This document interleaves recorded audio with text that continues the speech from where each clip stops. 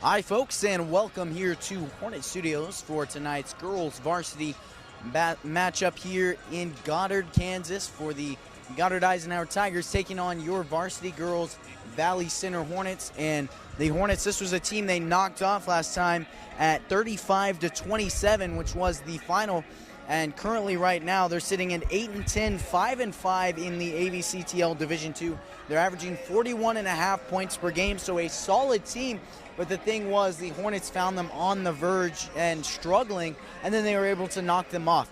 Right now, they're going to have to play good, consistent basketball, which we haven't seen them do for quite a few games. And so you have to be able to play good basketball after not having those good stretches. You have to play consistent, play hard with high intensity at all times, like they did last time in their 35-27 win. Well, Caleb, the biggest part in that win was the 2-point quarter that the Hornets held the Eisenhower Tigers to in that ball game at home when the Hornets faced them. And if they can hold a team to 2 points in a quarter, you have a good shot of winning. And they were scoring in that third quarter, too. They're going to need one quarter like that, if not 2 quarters like this, because I expect a close matchup until if the Hornets can pull. One of these teams is going to pull away in one corner, Caleb. And I expect the Hornets to try to play a little bit more aggressive. This Eisenhower team really wants to get back at the Hornets. We have 2 games till playoffs start, Caleb, and both these 2 teams need big wins, and this will be a big one tonight. And I think the Hornets, if they can stop number 25, Kennedy Nicholson, they're going to have a good shot at winning this ball game. We're going to have maybe the national anthem, but for sure the starting lineups coming up here in a moment. Well, definitely, when it comes down to the wire, every game is much more important than it was at the beginning of the season. You have a chance to knock off a solid team here, and you only have one less loss in your record, and will be the starting lineups. It's one of those things. Another thing to look out for, as you mentioned, Kennedy Nicholson, she had 9 in last matchup, and she had 3 3-point shots that she made. And then another thing to look at was Verbeck, and she wasn't mentioned very much because the Hornets were able to shut her down, but another player to watch out for around the arc. Here's the starting lineups. First off here for the Hornets, Riley Ransdown, number 3, a senior. And she's averaging 5.5 points per game, had 7 points in the last matchup, and her shooting has really improved lately. Here's Allie Chapman for the Tigers. And here's number 4, Kylie Dawson. And she's averaging 5.5 points per game as well, 5 in last matchup, and really knows how to do everything on this court. Here's number 11, Peyton Ryan. She had 8 last time these 2 teams met. Here's Abby Wolf, known as a shooter around the Hornets team, and she definitely can have a big impact, 4.5 points per game. Here's Michaela Brungart, one of the bigger names in Goddard Eisenhower. She had 8 points last time these 2 teams met. Here's Olivia Needens, and she's been getting a lot of playing time as the Hornets have recently switched from 1 postman, that being Cassie Kinneberg, to 2, and Olivia Needens has really played in the high post type area. Here's for Eisenhower, number 24, that's Caitlin Haynes. And here for the Hornets rounding off their roster, Cassie Kinneberg. And she's obviously going to have a big role in the post, 10.5 points per game, and 9 in last matchup. Inside game and inside out game are both going to play a big role. And then I mentioned her, the shooter, Kennedy Nicholson, going to have a big impact in tonight's game.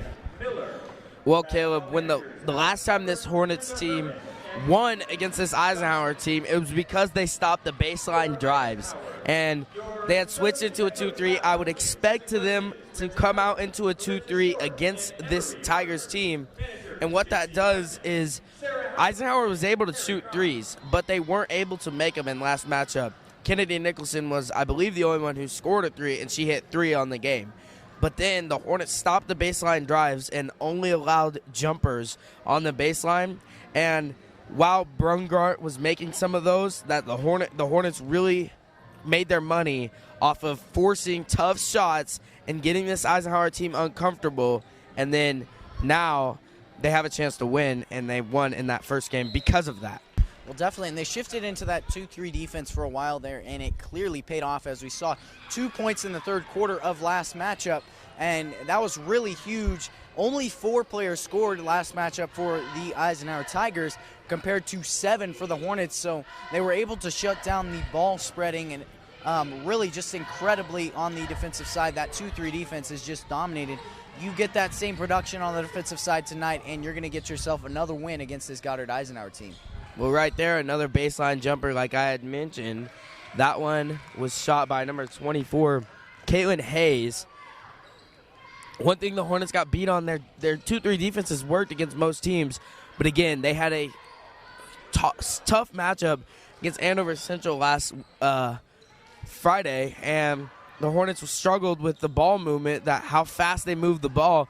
And if you are the Eisenhower Tigers, you're going to tell your girls to move the ball as fast as you can because you will get open shots. And if you're the Hornets, you got to be able to stay in your zone and maintain solid defense. Well, you mentioned one thing that was a key in the Hornets win is making this Eisenhower team uncomfortable. And that's exactly how Eisenhower can make this Hornets team uncomfortable, is by pushing the pace. And as we saw last week against Andover Central, that's exactly what worked in their loss. Riley Ranzow finds a bucket, but the Hornets didn't take care of the ball. They didn't rebound because they were focused on that high-paced play, and it really got in their heads. Well, some early turnovers that the Hornets have caused on the defensive side of the ball. And then on offense, Riley Ranzow getting them started. Ranzow her offensive production has shot up here as late in the season. She's starting to hit those shots, those threes that she takes. And then on the inside, where she's really expanded her game, is driving into the lane and scoring right there. It'll be a foul called on Kinnenberg. Well, and within the first 8 games of the season, Riley Ranzow hardly took a shot. She was averaging 2.5 points per game, and now she's skyrocketed to almost 6 over the past couple games, and that's just incredible. And she's really found her knack for shooting. She didn't take a lot of shots last year, but when she did, she was able to hit them, and this year she's really taken a lot more shots, and it's proven to be very valuable to her team because of it. Well, Kennedy Nicholson right there got called for a 5-second violation in the lane. So it will be Hornet ball. They've done a great job on the defensive end so far. Here they are on offense, moving the ball well. Abby Wolf, a 3. Off the mark, and then an over-the-back call called on Olivia Needens.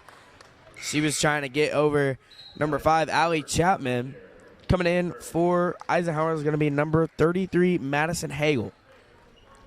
Well, so far the Hornets have started off on that slow pace they wanted. They'll need to keep that consistent through the course of this game if they want to find something. That's one of their biggest keys in most of their wins, is controlling that pace for most of the length of the game, and that's going to be vital tonight. Well, right now, the Hornets' jump ball possession arrow goes to Valley Center, so another turnover that this 2-3 defense has caused, and both teams are running a 2-3. Right now, the Hornets are being able to do a great job to control the offense by the Tigers. But then on the offensive side of the ball, the Tigers don't know that the Hornets play against that 2-3 defense all the time in practice, so they know how to break it. And the best way to break a zone defense is get the ball at the high post, and that's what Olivia Needens and Cassie Kinnenberg have been doing right there. Needens couldn't hang on to it, and it will be a jump ball possession goes to Eisenhower. Well, I saw this a couple times in that Goddard game with that 2-3 defense. All you have to do with these two post players from the Hornets, bring, as you said, Cassie Kinnenberg to the free throw type area. That brings the postman forward, and then you slip Cassie Kinnenberg underneath, and she's going to get a lot of easy buckets because of that. Her offensive scoring has really skyrocketed against teams that run a 2-3 defense, and that's exactly why, because Olivia Needens is getting in that elbow free throw type area and leaving Kinnenberg wide open. Well, the Hornets turn the ball over after making Eisenhower turn it over. And Eisenhower now has 4 straight possessions where they have turned the ball over. Coming in is Hallie Britton along with number 5, Allie Koash. And the Hornets still have a 2-point lead. Trying to get something going on the offensive end. If they can, their defense is where it needs to be. And they can pull away with this one early with 4:33 left in the first quarter. Here's Koash up top. Over to Ranzow. Thought about the 3. She's going to get it to Koash at the top of the key. Finds Kinnenberg on the inside. The high post jumper. She missed that one, but that's where she made her money in the first matchup against Eisenhower, is that free throw jump shot. Right now you're up 2-0 and you force some good things on the defensive side. So on the offensive side, now's your time. You have those possessions after a 5th turnover in a row. You have those empty possessions where you can try out things on the offensive side. You can learn what's going to work for the night and in the future. So I would expect to see a lot of creative things on this offensive side of the ball because the Hornets are trying to figure out what they want to run for the rest of the night, what's going to give them consistent offensive production. Well, the Hornets moving around the arc. Koash, jump stop into the corner, Ranzow, and she missed the 3, but that was great ball movement right there from the Hornets. And then it will be a foul called on Kittenberg. That is her 2nd personal with 3:32 left. And at the beginning of the season, she was fouling, and she got into foul trouble at the end of games, but so far she's done a great job through mid-season and here as of late. That is Cassie Kittenberg not fouling, but she has 2 early fouls. She's going to head to the bench. Abby Wolf comes in. The Hornets are running a smaller lineup. And then on the inside, they'll get a foul called on Hallie Britton. And then headed to the line is number 30, Addie Verbeck. 4 team fouls to 0 committed by the Tigers. Verbeck's first goes up and good. We'll have number 3 for the Tigers come in.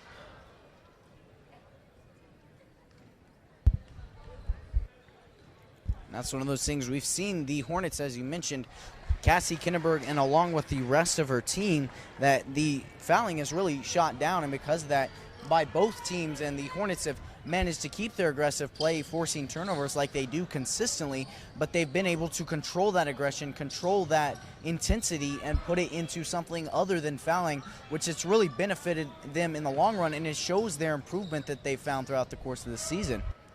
There was Hallie Britton who took a 3 off the mark, rebounded by Kennedy Nicholson. She'll push the ball over to Verbeck. You talked about how good of a 3-point shooter she is, and she now has the 5 points for Eisenhower. All 5 points coming from Addie Verbeck. Well, now the pace is getting out of your hands. You have to find an offensive possession that not only gets you a bucket to take that away, but gets you back the control of the possession. Then another foul will be called by the Hornets. This time it was once again called on Hallie Britton. And we will have Verbeck back at the line.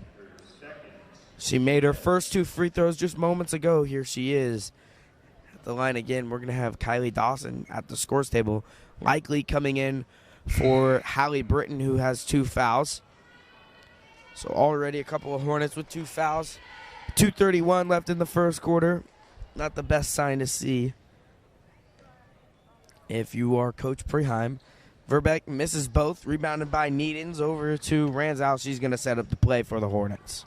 Well, that's one of those things. You have a scouting report and you watch the last game and you see that number 25, Kennedy Nicholson, was the person who really kept them in that game for most of the game, most of the length of the game.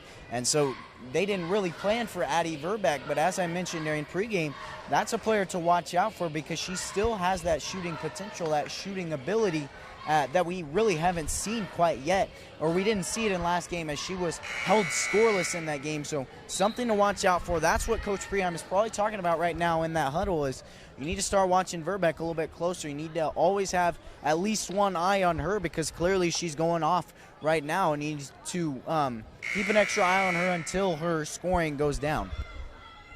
Well, that was a timeout called by the Hornets right there with 2:25 left, but now it will be Valley Center ball. Into the high post, Needens has it. She'll take a dribble. Out to Dawson. Dawson's going to take a 3. And Kylie Dawson knocks down the 3 ball. That's the most improved part of Kylie Dawson's game is definitely the 3 ball. Last year as a junior, when she would get in on varsity, she would rarely shoot the ball, but if she did, it was inside the arc. Now she's feeling comfortable from 3-point land, and she makes a lot of them that she shoots. Well, over the course of this offseason, she's really become the full package player that you want to see. She works hard all the time, pushes her teammates, but more importantly, she's an incredible defender And we saw that last season. She forced a huge number of turnovers. And then, as you mentioned, Austin, she improved her offensive game and now the second leading scorer on this Hornets offense. And so that's really been big. Not only that, she's very athletic and she can grab boards at an incredible rate. She's really the full package on this team, a player that Coach Preheim likes to start every time. Well, another baseline jumper that the Eisenhower Tigers have made. And that will be a 7-5 lead. Verbeck kicks the ball, and it will be a kickball violation, so it'll stay with the Hornets. Like you said, Valley Center needs to create an established offense that you can keep running and keep going back to. You can run a few set plays, but right now, things on the offensive end have been slow to start this game. Dawson just broke the ice on the last possession. Here they are. Again, almost a turnover right there, but Coash has it. She'll find Ranzow. Ranzow is going to take a three, and Riley Ranzow off the mark for the second time tonight behind the arc. Well, that's one of those things that we've seen when the Hornets aren't winning. It's because they struggled to stay consistent on the offensive side of the ball. They managed to shut down some high-powered offenses, and as we've mentioned, they can't match that with scoring, and because of that, oftentimes they lose.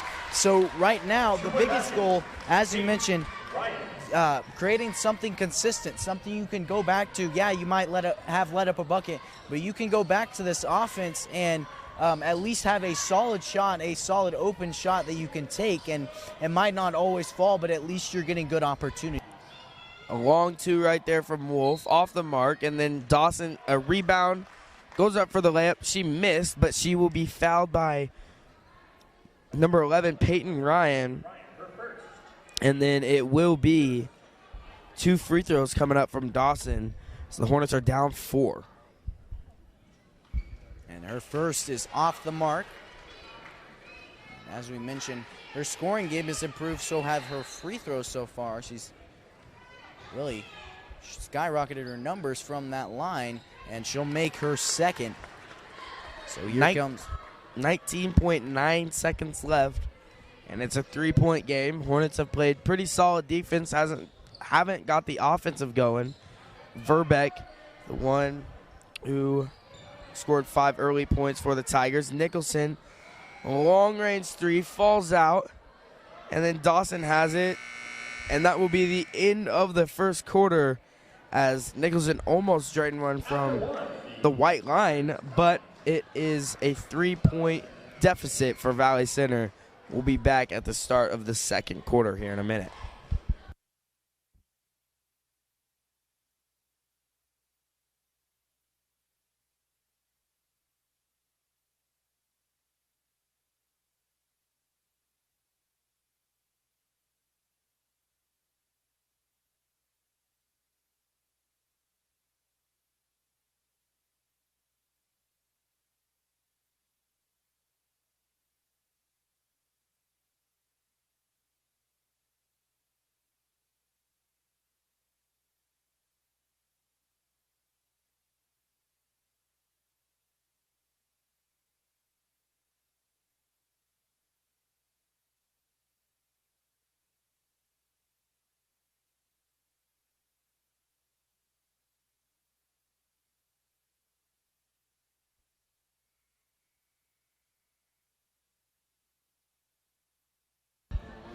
And to start the second quarter will be Valley Center ball. Caleb, give me your analysis on what the Hornets need to do on the offensive side of the ball to try to get some points on the board.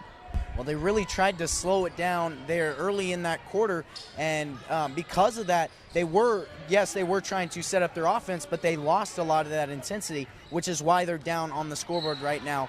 As I mentioned time and time again, set up your offense, but never, ever lose that intensity on either side of the ball. You always have to keep pushing. You always have to be aggressive, and they lost that there. That's what you need to do in this game to create that offensive opportunities that you saw a little bit there in that first quarter. Well, we know this Hornets team can play at their own pace, but also have intensity, and we've seen that in multiple games this year. This time it will be a baseline drive by Dawson, and she'll be fouled. That was called on Brungart, and Dawson back at the free throw line. So it's 1 for 2 on her first trip to the line. That time she knocks her first one down. Here she is. She'll have another one to try to bring it within 1. So Hornets are down 9-7. Off the back of the rim into the hands of the Tigers. And we'll have Peyton Ryan running the point. Ryan over to Verbeck. She had a big first quarter. Back to Ryan. Good ball movement. Brungart, top of the free throw line. Doesn't knock it down. And Dawson ended up with the rebound after fighting underneath. And it will be Hornet ball. Ali Koash with it. Over to Dawson. Inside. Ryan gets a steal. Ryan against Dawson. And Dawson will get called for a foul. But Ryan did not make the layup. And she'll be at the free throw line shooting 2.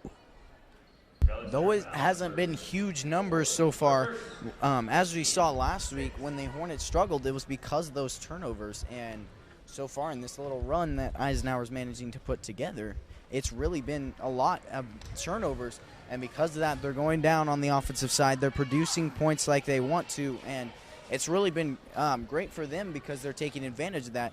The Hornets, on the other hand, they need to start taking better care of the ball, as we saw last week, and that was one of the biggest keys, is taking advantage of that, and they clearly haven't done that. Keeping that ball chested, as we mentioned, two-handed passes every single time, and that's how you're going to win a basketball game. Well, Caleb, the Hornets don't have their biggest offensive scorer, and that is Kindenberg. She's on the bench with 2 fouls, and so that's when the offense has really gone down. But it also creates an opportunity as Kennedy Nicholson gets a steal right here, brings it up the floor, and that will be a charge. She extended her left arm, and so it will be Hornet ball.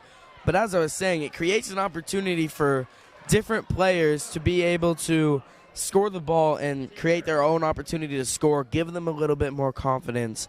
And that's what I'd like to see some of these Hornets do, as Kindenberg's on the bench for quite some time now. She likely coming back in before the first half. Well, right now you have to be opportunistic. We talk about this in the men's game quite often, but we don't ever mention it in the girls' game. Is there was a charge right there, and you have to be able to go down. You have to take advantage of that chains of possession, that momentum, and score a bucket, get something to get you going. Well, that'll be a timeout called by Coach Preheim and the Hornets, as they are down 12-7, 5-point deficit, 6:05 left in the second quarter. We'll be back when play resumes.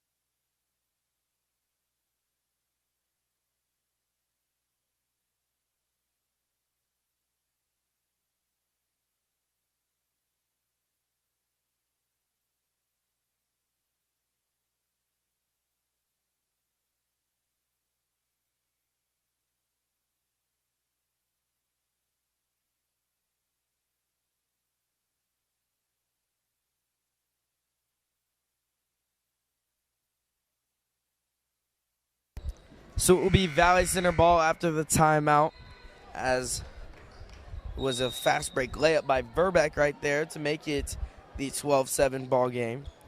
Coach Preheim talking things over. Hornets have turned the ball over too many times in this first half for his liking, and only scoring 7 points through almost 2 minutes in the second quarter is not what you like to see if you're a Hornets fan. Well, that's one of those things you scout out and you do your reports based on what you saw last game from this team, and it's really been much different last game than it's been this game. The scores so far have been Peyton Ryan and Addie Verbeck, 2 players who hardly had any impact on the game last time, and so it kind of throws your scouting report out the window. They have to be able to change their defense on the fly and change who they're tightly guarding on the fly, and that's one of the biggest things that was probably said in that timeout. We're going to have to change something on the defensive side, or this offense is going to continue producing at the same rate. Well, Anna Oliverson we haven't mentioned her too much. She's getting some valuable minutes on varsity with Kinneberg out, but Kinneberg checks back in. So the Hornets running that 2 postmen. This time it's with Oliverson and Kinneberg. Inside, Dawson drives, couldn't get a foul. Peyton Ryan a rebound, and then she'll push the floor over to Verbeck. And Coash will foul Verbeck as she heads back to the line. This is her 3rd trip to the free throw line in the first half. And here come 2 free throws. Well, Anna Oliverson, as you mentioned, getting a lot of valuable minutes right now, and she hasn't seen the court hardly at all this season. And Macy George checks in as well, but it's late in the season. You need a little bit more depth when it comes playoff time because you're trying to play more intense basketball, and they're both kind of thrown into cold water, and they've really held their ground pretty well, which is great to see for this team. You always want those younger players to be able to hold their own, and they've done exactly that. They've shown Coach Preheim what he wants to see, and he's definitely going to start using them a little bit more now in the last couple of games. A 3 right there from Ranzow it was, and then Dawson got the rebound. Another missed shot. That time it was by Oliverson, and here are the Hornets back on defense. Nicholson, 15-footer. She knocks it down, and Kennedy Nicholson extends the lead to 8. Well, right there, I saw one thing from Kylie Dawson that I've seen from this whole team. There's just not a lot of intensity or fire in any of their steps on the defensive side or offensive side either. A play that typically wouldn't be a bucket against Kylie Dawson in that last offensive possession, she was just slow off her feet, and because of that, it allowed an easy jumper, and Eisenhower was able to take advantage of that. That typically isn't a bucket when you're guarded by Kylie Dawson, but they've just lost that intensity in their step, and that's why they're down by a solid margin here at 10. Kanissa Meyer checks in for Oliverson.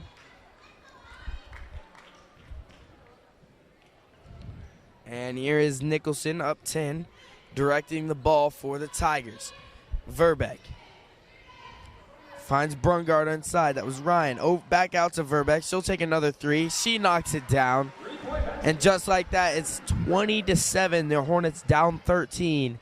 And they just have to find something on the offensive side of the ball in order to make this a little bit of a game heading into halftime. Well, Coach Preheim is clearly not going to like this. So right now you have to stop the bleeding, and then you go into the halftime locker room. You make those changes on that film that I talked about, and make changes on the defensive side. But most importantly, you play with more intensity, play with more aggressiveness, and play like this is Hornet basketball. They haven't done that so far, and that's what needs to be done here. 3:35 remains in the second quarter, and we'll see you back here at Hornet Studios in just a minute.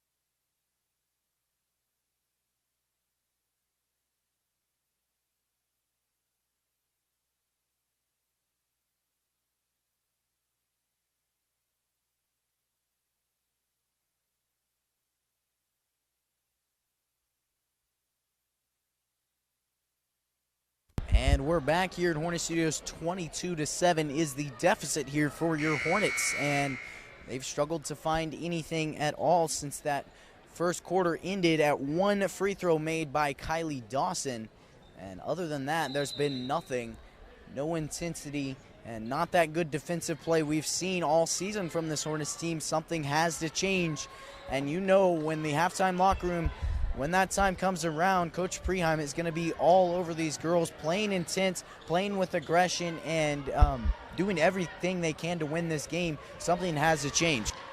Well, right now it's just been turnovers for the Hornets. They haven't been able to get a clean shot off and been able to score the basketball, but mainly they're turning the ball over and giving Eisenhower multiple opportunities to score. Abby Wolf will check back in for the Hornets.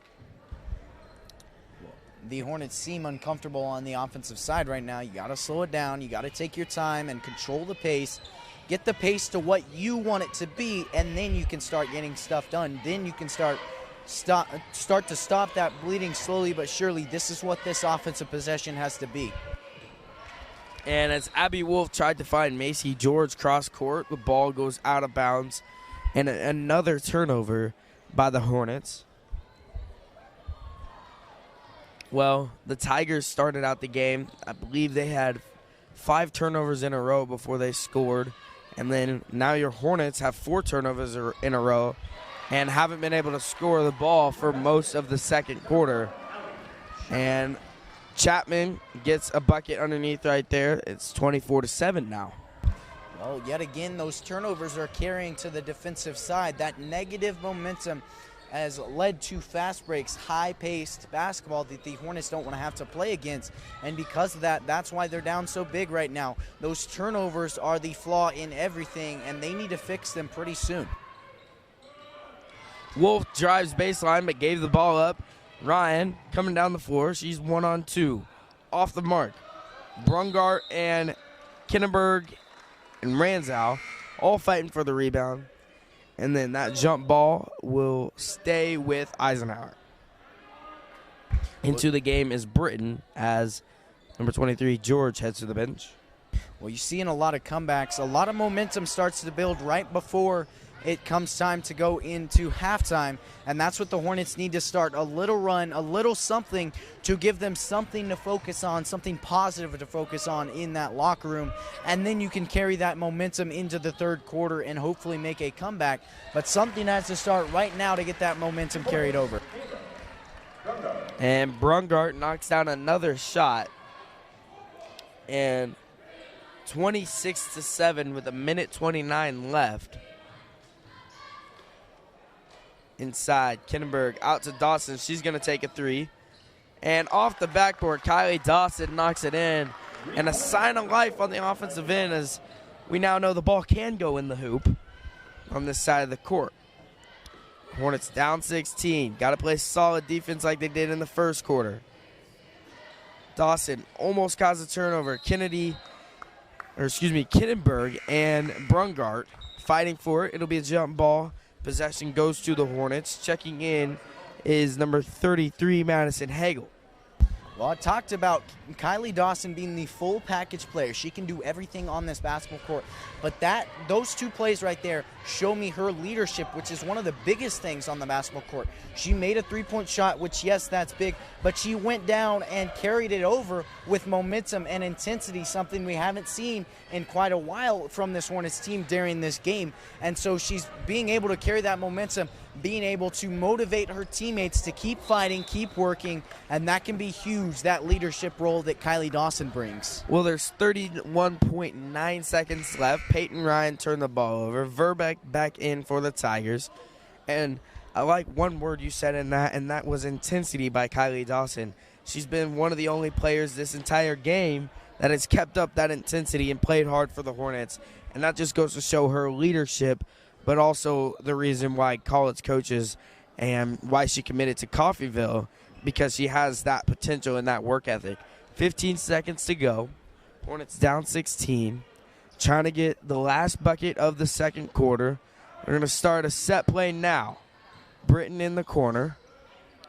So find Wolf out to Kinneberg, off the mark, and to end the second quarter. It's a 26-10 deficit for the Hornets heading into the locker room. They're going to have some things to fix in the second half, and we'll be back here in 10 minutes on Hornet Studios.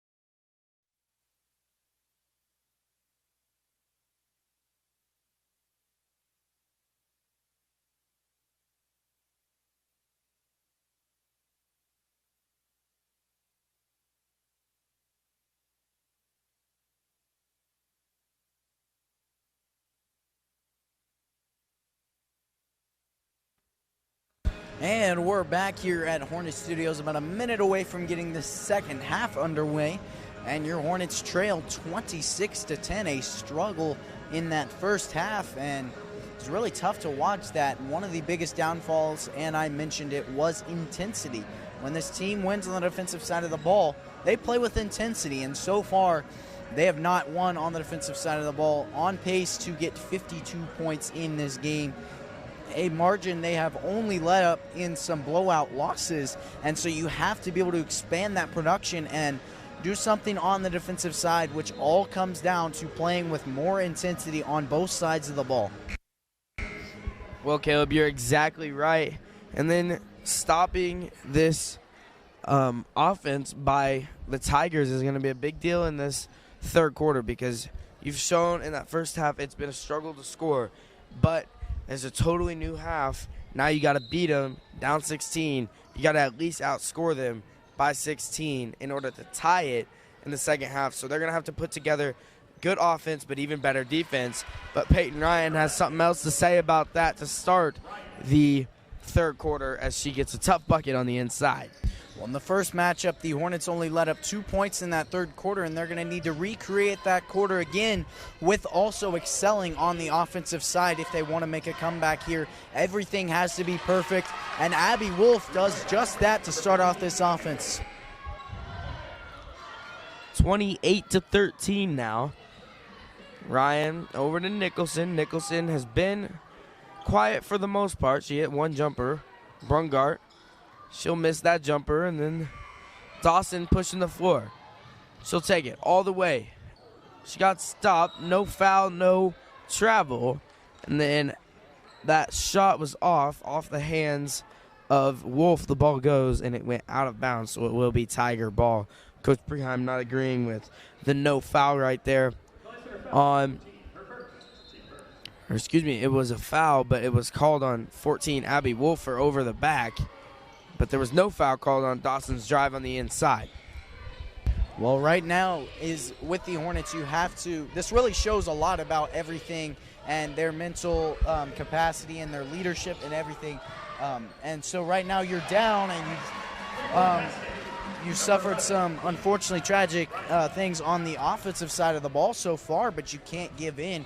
You can't give up. You thought the comeback would start immediately, but it hasn't. You have to keep pushing. You have to keep fighting at all times, and not everything's going to go your way, but you have to have that short-term memory and keep playing good basketball. Well, Kylie Dawson knocks down another three. And like you said, just got to outscore and do good things on the defensive side of the ball, but even better things on offense. And so far, Peyton Ryan's been the only reason that they haven't put together something in this third quarter, and she scores once again for the Tigers. Well, typically we see the downfall of this Hornets team being the offense. So far in this second half, it's been the defense, and we thought they would produce more with this 2-3 defense that they found to be so dominant, but it hasn't. It hasn't done what they've wanted to. It hasn't prevented those short corner shots that we've wanted to see prevented in this game, and because of that, the buckets have been even better. I don't think there's been a single miss here by Eisenhower so far in this half, and so you have to be able to shut down Eisenhower on the defensive side. And even though you're producing on the offensive side, defense wins championship. That's going to be the needed thing here. Well, right there, the transition offense could have got some easy points, but Kinneberg missed her layup. Kinneberg not used to being in transition, and that time just got the best of her on the layup. But 33-18 our score.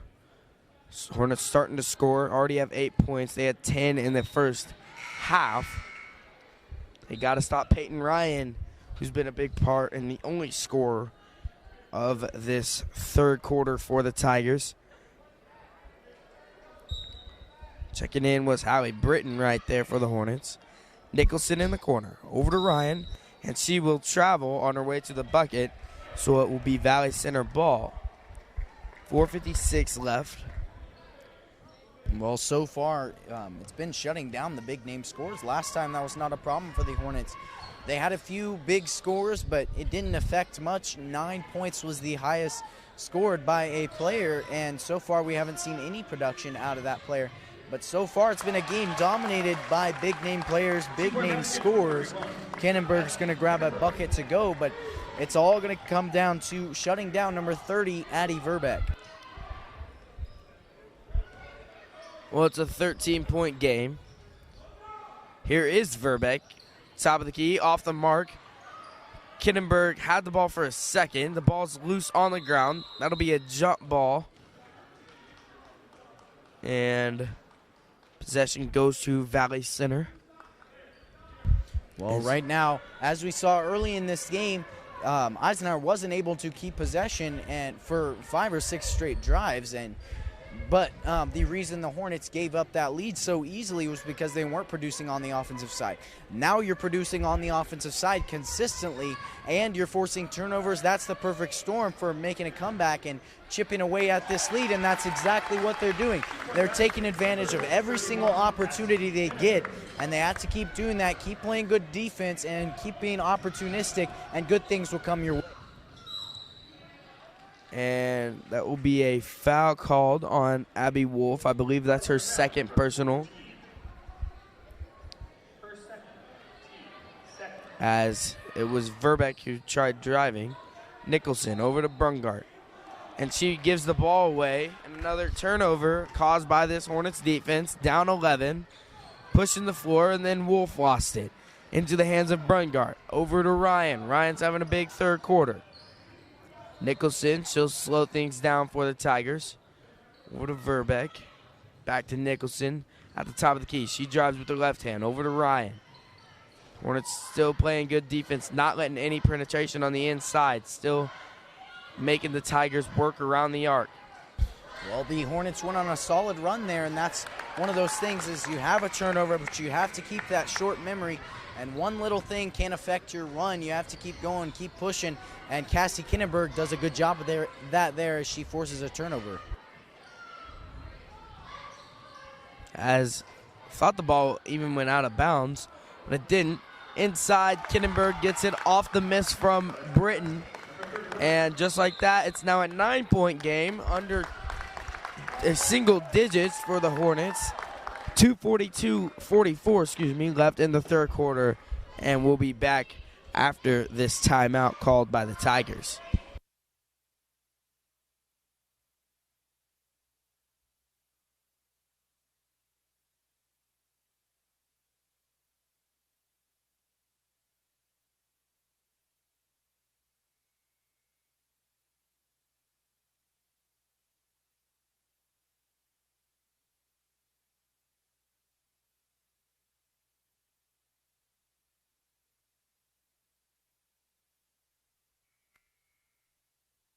.244 remains in this third, and the deficit shaved to single digits now at 33-24. And your Hornets certainly made a run, but a lot of times you see a needed timeout here by Eisenhower, and the intention is to shut down that momentum and shut down that consistent offensive production.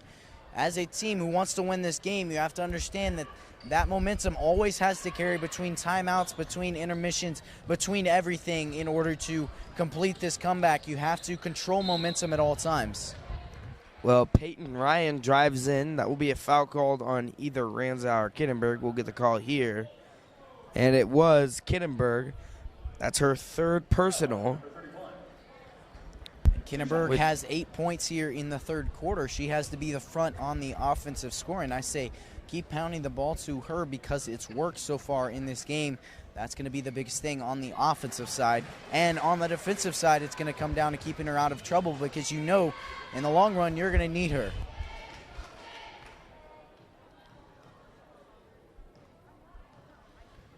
Ryan's first free throw went through, and the second one off the mark. It's a 10-point ball game. Riley Ranzow going to run the point once again for the Hornets. Over to Britton. Well, right now it's going to be big. It's going to be influential if the Hornets are able to score because it will help them carry that momentum within the timeout. That will be huge for this team, and it can really have a big impact on how quickly this team shaves off the lead. And a dangerous pass trying to get it into Kinneberg, but Britton found herself with the ball once again. Still working on offense. Ranzow missed a couple threes in the first half. Doesn't get that one to go. It rolls in and out. Ryan a rebound. She'll push the floor. And Peyton Ryan throws the ball away. So the Hornets luck out right there on transition. They'll have an opportunity to bring it within single digits once again as Olivia Needens checks back in for the Hornets. Well, right now, Kinneberg checks out because she can't have all the minutes in this game. So if you're Olivia Needens and the rest of this offense, you have to be able to hold up for her, keep that consistent offensive production going. We saw in the 2 games that Kinneberg missed earlier in the season, it forced a lot of other players to score, and that has to be what happens in this game. It has to be something that's found in this next possession. Well, miss right there from Britton, and then a foul called as they're fighting for the rebound underneath. That foul was called on number 14, Wolf. And then Keela Repris is the one who had the ball underneath. Here are the Tigers. Kennedy Nicholson been silenced in this ball game. Only with 2 points, as her regular average is much more than that. Peyton Ryan over to Verbeck. Those two have been the main scorers for the Tigers, so the Hornets have to control them if they want to mount this comeback. Ball's on the floor. Ranzow with it. Jump ball. And the possession will stay with the Tigers. Well, so it will be Eisenhower ball underneath their own bucket. Well, I saw one thing within those couple passes there is it almost looked like, in Eisenhower's perspective, they're content with this lead, which is exactly what you want if you're in the Hornets position. The only problem now is taking advantage of that. You have 8 full minutes to make a run at a comeback and take over this lead, and you have to be able to produce fast enough because clearly on the offensive side it seems as though Eisenhower has really just stopped producing. Okay, we talk about contentment being the worst, the demise of a lot of teams. Now the Hornets on offense. Britton missed the rebound by Dawson. Inside to Needens. Back out to Kylie Dawson, and she'll slow it down, get it out to Wolf. And the ball gets stolen. And then Verbeck with it. Dawson up the floor. She will foul Verbeck. 21.1 seconds left to go in the third quarter. The Hornets have done a great job for most of this third quarter, but haven't been able to score as of late, as it's been a 9 and 10 point lead for the last couple of minutes for the Tigers. Here's Verbeck at the line. Well, I think there's one biggest thing that caused that turnover. Verbeck sinks her first, and a few Tigers check in along with Kanissa Meyer and Cassie Kinneberg from the Hornets. But the biggest thing that caused that turnover there was they weren't quite ready to go on the offensive side.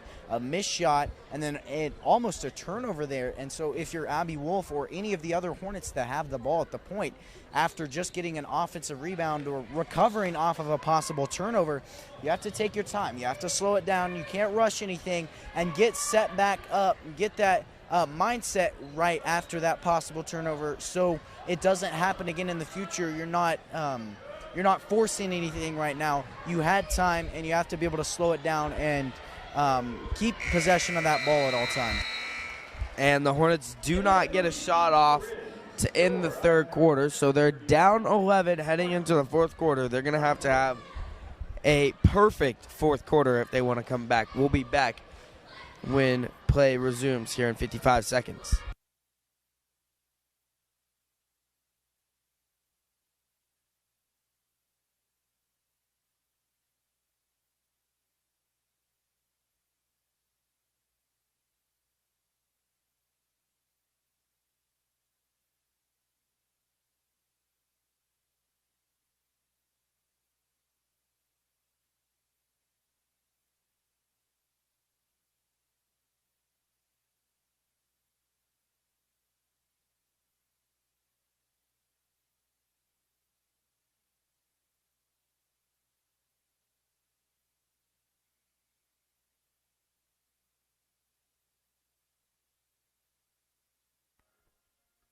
And we're back here, 24 minutes of basketball through. And 8 minutes to go, an influential 8 minutes. The Hornets won at 35-27 last time, and the script has been flipped. 34-24 or 35-24 your score. And during that break, the recording of the Eisenhower Tigers band was being played, and that's something that the Hornets didn't have to deal with, is this loud band in a small stadium, and they're very fortunate for that. That definitely could have played in their favor in making this comeback. We'll see in this fourth quarter. Well, it's Ranzow with it. Hornets still haven't been able to find Kinneberg in the middle for a while now. And Needens, who is trapped in the corner, throws it off the leg of Nicholson. And it's just those little things then. If you're Needens, in her mind, she knows that there's a big possibility she won't be able to keep possession of that ball with a solid trap going on her. And so because of that, you just get rid of it and make sure you keep possession of that ball, keep possession at a place where you know you can keep possession, and that being resetting the offense. Here is Koash. Over to Britton. Trying to find Needens on the inside. Running the high post is Kinneberg. If the Hornets can find her, that'd be great. Inside-out game is what they've lacked in this game so far. On the inside, it was Kinneberg, but she missed on the fadeaway. And the Hornets come up empty on that possession. Here are the Tigers once again. Ryan, who had a big third quarter. Over to Hagel, back to Nicholson. Well, that offensive possession there, you have 3 or 4 opportunities and you don't manage to convert. That's one of those things you have to have short memory in the long run, but you have to be able to go down and you have to produce on the offensive side and get that scoring back to going in this fourth quarter, because if you can't find those consistent scoring, those consistent buckets throughout the fourth quarter, you're not going to be able to come home with a win here. That's going to be the goal of this next possession. And up the floor, Koash got the steal, got it to Britton, and then Hallie Britton missed the layup, but she will be fouled. She's headed to the free throw line. Free throws could be a big factor in this fourth quarter. The Hornets can sink them. Here's Britton's first. She knocks that down. Now a 10-point ball game. She has a chance to bring it within single digits on this next free throw with 6:29 left.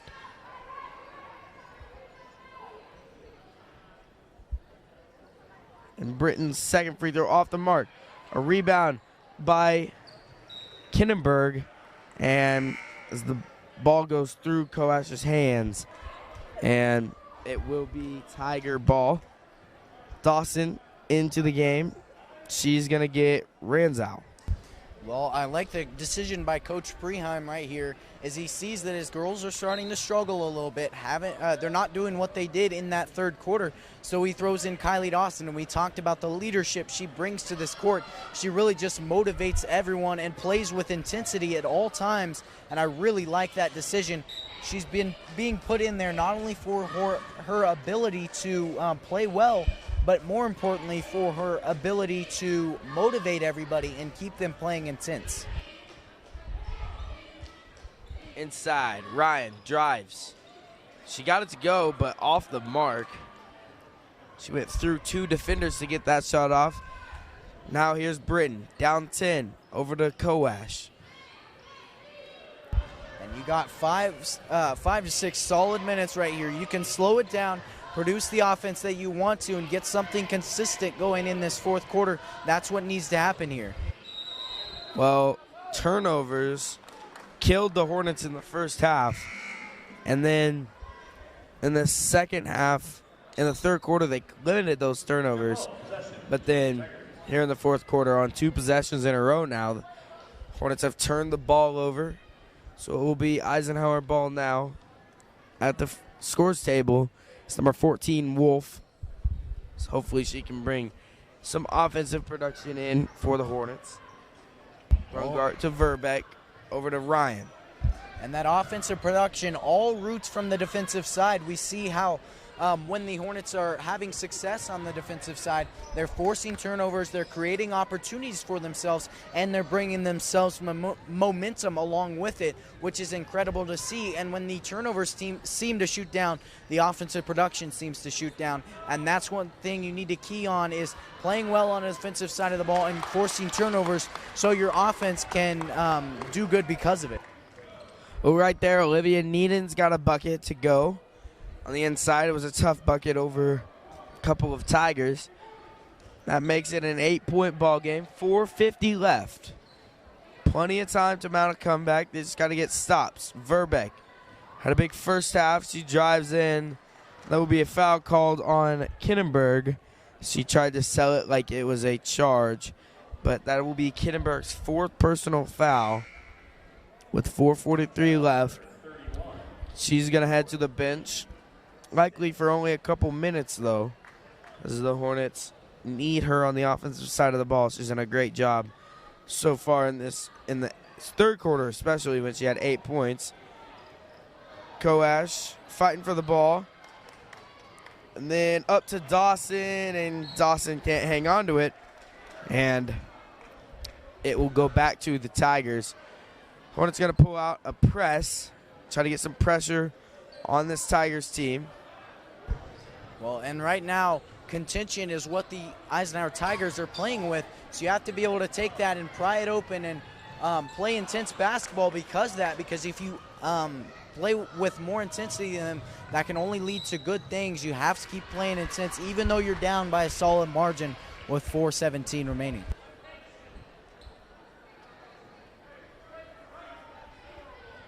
Well, Kylie Dawson on the transition got fouled, and so she'll be at the free throw line. 2 big free throws for Dawson.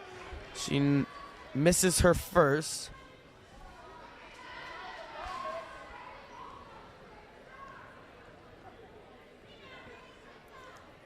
Here is Dawson's second. She gets it to go.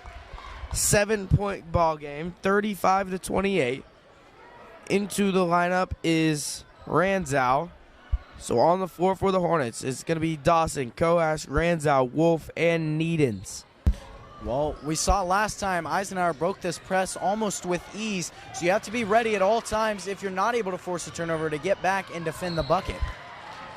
And right there, another foul called on the Tigers as Wolf got a steal, and that's what you like to see if you run that press if you're the Hornets. And Wolf was the one who found Dawson, who took it up the floor. She got fouled by Peyton Ryan. And here's free throws again from Dawson. First one off the backboard. Can't get it to go. In is Allie Chapman for the Tigers, and we will have a timeout called by Eisenhower. We'll be back right here when play resumes.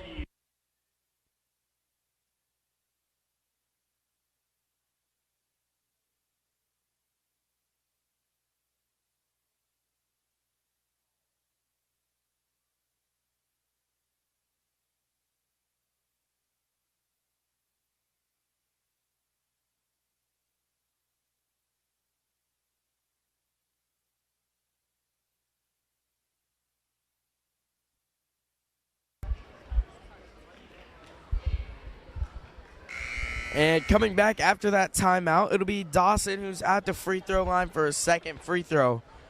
And this could be a big free throw for the Hornets. I mentioned when the Hornets started shooting free throws just a few minutes ago that they're going to come down to the wire if they can make the free throws. And right there, Dawson drains it. Well, here is the Hornets pressuring the Tigers. Well, I talk about being opportunistic and making your free throws consistently is one way that you can be opportunistic. You have a free bucket, no time wasted, and you have to be able to take advantage of that. And those can be free points that can help them in the long run. Here's Koash. Well, the Hornets have had that shutdown defensive quarter they've needed. That's the first points produced in this fourth quarter by the Eisenhower Tigers. but they haven't matched it on the offensive side. We've seen that a couple times. Though they've played incredible on the defensive side, they haven't been able to match it with good offense, and that's what they need to find, and that's exactly the way to do it. Abby Wolf will drain a three. And it's a 37-32 ball game. Hornets now down 5. 3:16 left in the fourth quarter. We'll have a timeout called by the Hornets.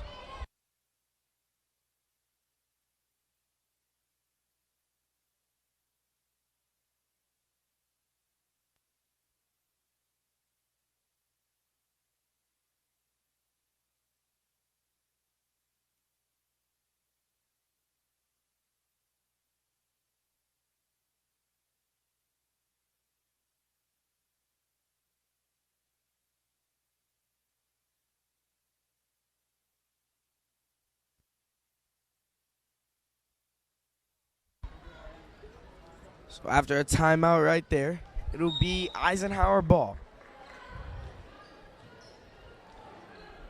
Ryan over to Nicholson. They get it up to Brungart.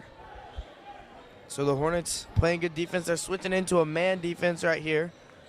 For the moment they did. And to me, it seems like Eisenhower's almost playing as though it's the last minute of the game, but we still have 3 full minutes of basketball to be played, and 5 points is a deficit right now. That's going to be something to key on for the Hornets. Out-intensing, per se, this basketball team is the way to get victories in any basketball game, especially this one. And so that will be a foul called on Dawson. But it's a smart foul if you're the Hornets, as you force Ryan to have to make pressured free throws. And her first one out. Chapman a rebound underneath. And if that's what the Hornets can't have when they force those free throws. Well, you Here's can't Coas rush. stepping into a three. In and out.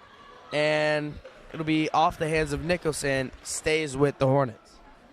7 points in 2.5 minutes doesn't seem like a very ideal situation for the Hornets, but you have to stay calm. The biggest thing is staying calm, and if you don't stay calm on either side of the ball and have that short memory for bad plays like that one, then there's no chance of cutting away that lead. That's one of the biggest keys right now. Well, Coach Briam doesn't agree with that, saying that the ball was touched before. And Dawson playing good defense on Nicholson.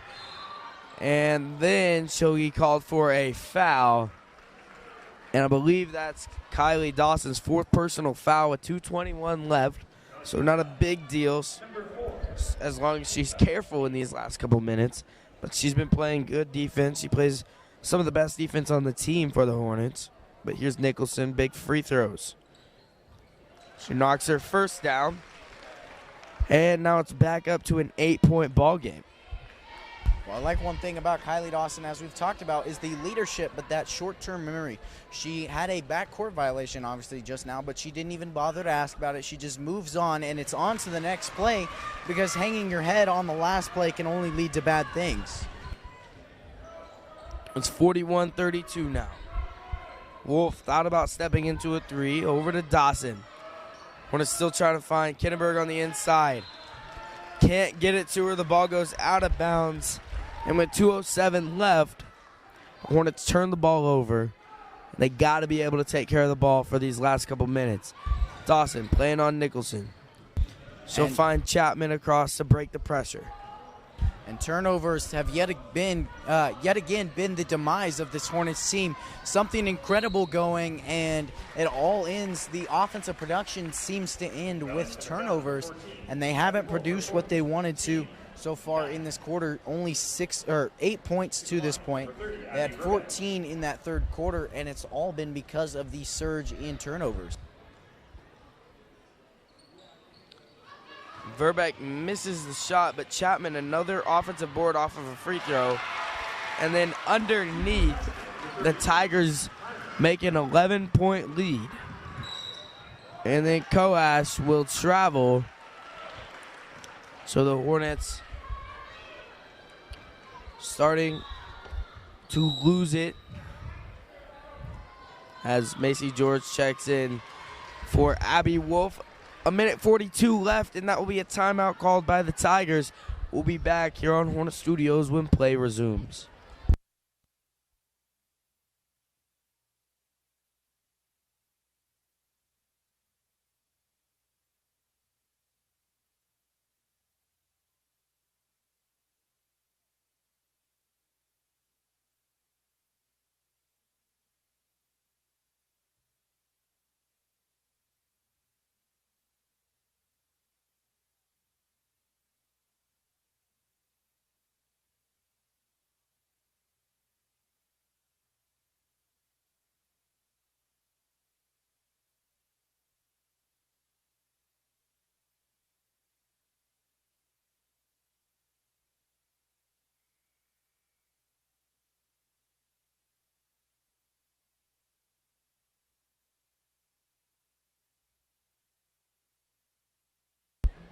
And coming back after that timeout, it'll be Dawson, George, Ranzow, Kinneberg, and Koash on the floor for the Hornets. But it will be Peyton Ryan passing the ball in to the Tigers.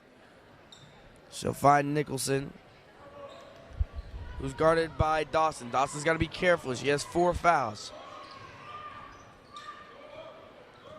Ranzow on Verbeck. Verbeck been silenced here in the second half. Ryan. She'll drive all the way around, guarded by Kinneberg. And the Tigers just trying to stall, waste some time. The Hornets need to get a steal. Well, really, so far in this game, we've seen what this Hornets team can do. And the ending didn't end like they wanted it to, but overall they played a solid game. And, yes, they struggled in that first half. Really, that second quarter was the biggest difference. But in that third quarter, they really showed who they are as a basketball team, that they're never going to give up. They're always going to keep fighting, and that's a great thing to see from a team, from any basketball team, let alone late here in this season, which is exactly what you need. And it says a lot about them as people and as a basketball team. That's really great to see. Another turnover right there. And Kinneberg fouls Nicholson. 34.1 seconds left. That foul was called on Kinneberg. That's her 5th personal. She finished the game with 8 points, all coming in the third quarter. And so it'll be Nicholson at the line.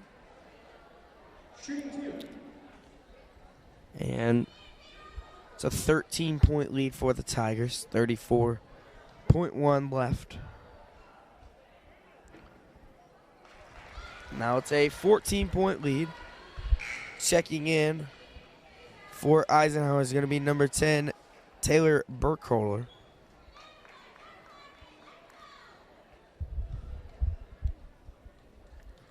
Here's Nicholson's second. Well, and the Hornets didn't obviously play the game they wanted to, but we got Sub-State next Tuesday, and you got a game tomorrow at home. It's senior night versus Arc City. And you want to make a statement win there going into Sub-State. And though you're not going to have an ideal matchup in Sub-State, you want to end off everything with a win. And they beat this Eisenhower team last time, but weren't able to beat them this time. And they beat the Arc City team last time. So it shows that nothing's guaranteed. They're still going to have to fight for tomorrow's win. But if they keep fighting, if they play consistent basketball, that can be a good thing. And hopefully bring them with a win going into Sub-State. Well, Caleb, I'm interested to see how they bounce back from this. You know, not normally do these any of these teams play on a Monday night. And so they've been thrown out of sorts a little bit, not having that practice on a Monday heading into a game. And so they got to be able to compete in games like this, as Dawson's still fighting hard, but looks like that's going to be the ball game. So there's 5 seconds left. Hornets still playing defense, but it'll be Hagel who runs out the clock. So your Hornets fall to the Eisenhower Tigers, 47-34. Stay tuned. Here in about 20 minutes, as your Hornets take on the 15-3 Eisenhower Tigers, the men's varsity matchup.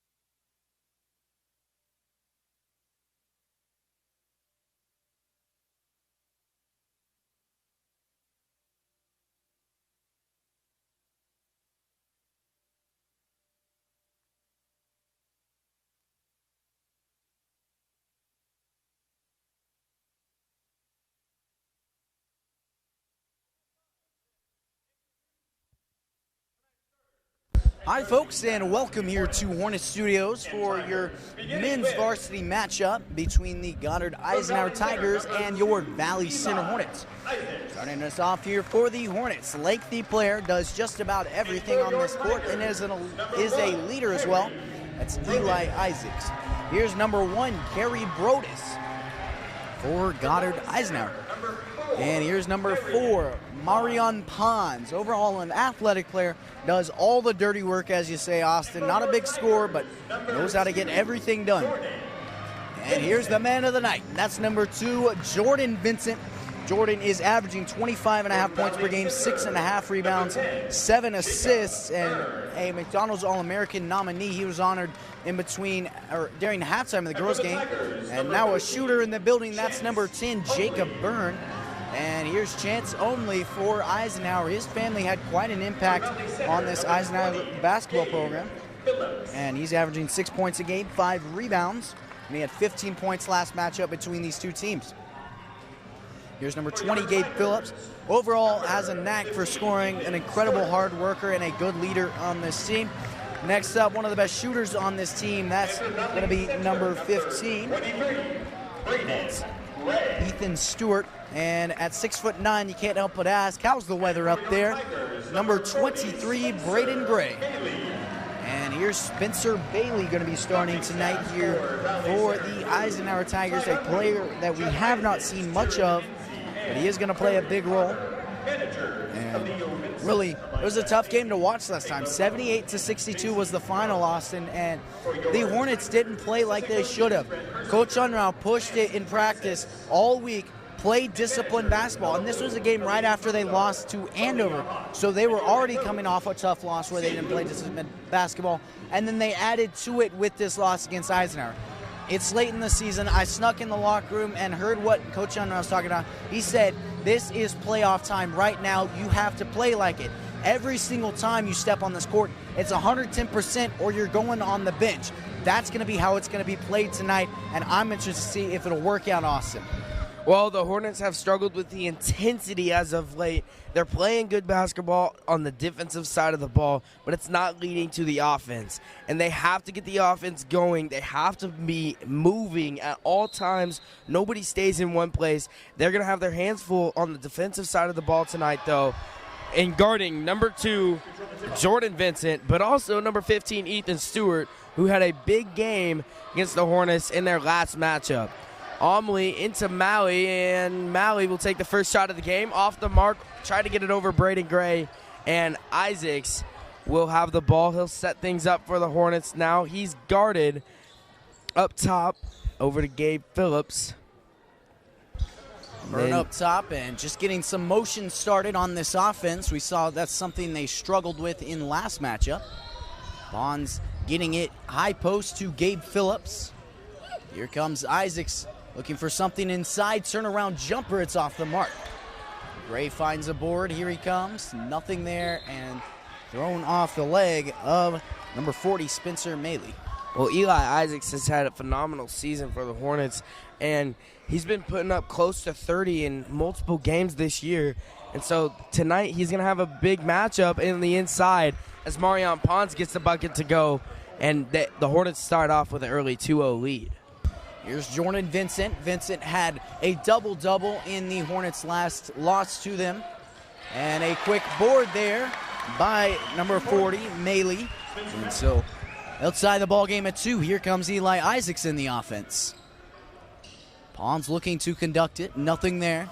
They'll swing it around the arc. Here comes Byrne looking for a right side drive.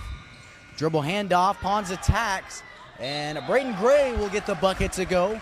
A foul as well, and so he'll go to the line for an and one. Well, Braden Gray is going to have a big game tonight for the Hornets, as in their last matchup, he does have the height advantage. If they can get the ball into him, he can do things around the rim, but also kick the ball out. He's going to have to be a big part of this offense. Like I said, Hornets have to be able to move the ball around, and really, if they want to succeed in the best way possible, all 5 players should be touching the ball each possession. Kerry Brodus is going to knock down a wide open three. And that's one thing you cannot do for this offense that averages 67 points a game, and that's allow an open shot, because if you do, you know it's through the net, and you have to be able to play top-of-the-line defense off the mark from Byrne, boarded by Geordan Vincent, who's averaging 7 rebounds a game. Brodus again off the mark this time, boarded by Omley. Brodus off the mark once more. Thrown in by Omley.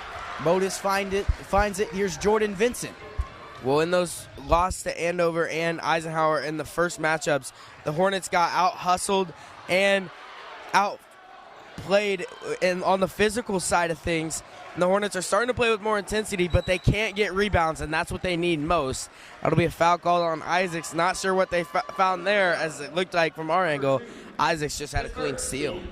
Well, that's one of those things with playing with so much aggression on both sides of the ball, especially the defensive side of the ball. You have to understand that fouls aren't always going to go to your way, but the Hornets have to have that short memory quite often, and that's going to be a big impact because you can't have things stuck in your head throughout the course of this game. Boarded by Isaacs, here comes this offense. Inside, a foul called.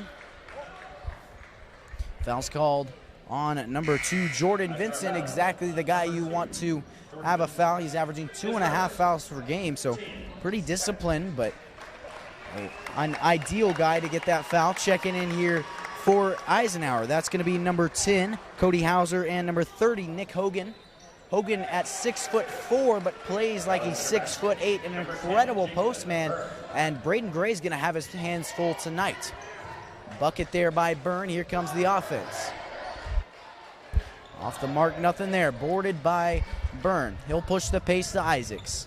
Well, the Hornets on defense, right now they're on offense, but on the defensive side of the ball, they're trying to run a man zone. They're playing man and zone as Braden Gray slams it home for the Hornets. It's a 9-5 game. But right here, they're gonna try to play a couple of players man. It looks like Byrne is going to be playing man defense. Pons is playing man defense along with Phillips, and then Isaacs and Gray are just kind of the floaters in the defensive side of the ball. It's leaving open the threes, and so the Hornets may have to switch that up if Hauser and the Tigers can keep hitting these threes.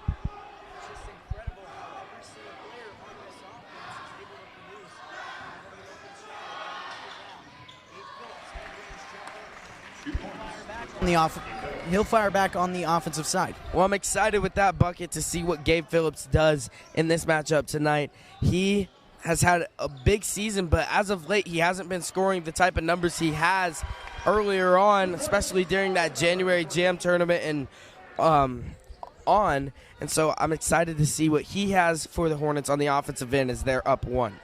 Well, one of the biggest things there, I think, in this game is this is going to be a game controlled by momentum, so statement plays are going to be huge. We've already seen 3 blocks by Braden Gray and then a dunk by him as well. You're going to have to do everything you can to silence this crowd if you're the Hornets. And if you're Eisenhower, you have to play to your home field advantage. Cody Hauser is going to knock down his second 3.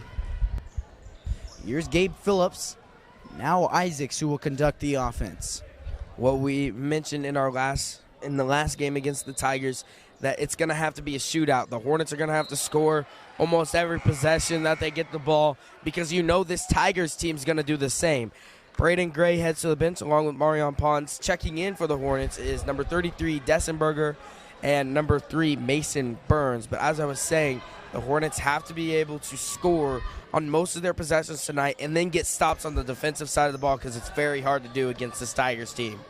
Well, 62 points, even a solid performance, was not even close to enough last time. And that just proves your point, Austin. Jacob Byrne is going to get his 6th point on the night. Here comes Geordan Vincent leading the way for the Tigers. Looks to drive right side around Gabe Phillips. Nothing there, boarded by Nick Hogan. And the putback off the mark. Here comes Phillips, who grabbed the board. Well, Hogan and Hauser are normally starters for this Tigers team, and they didn't get the start over Malley and because of senior night.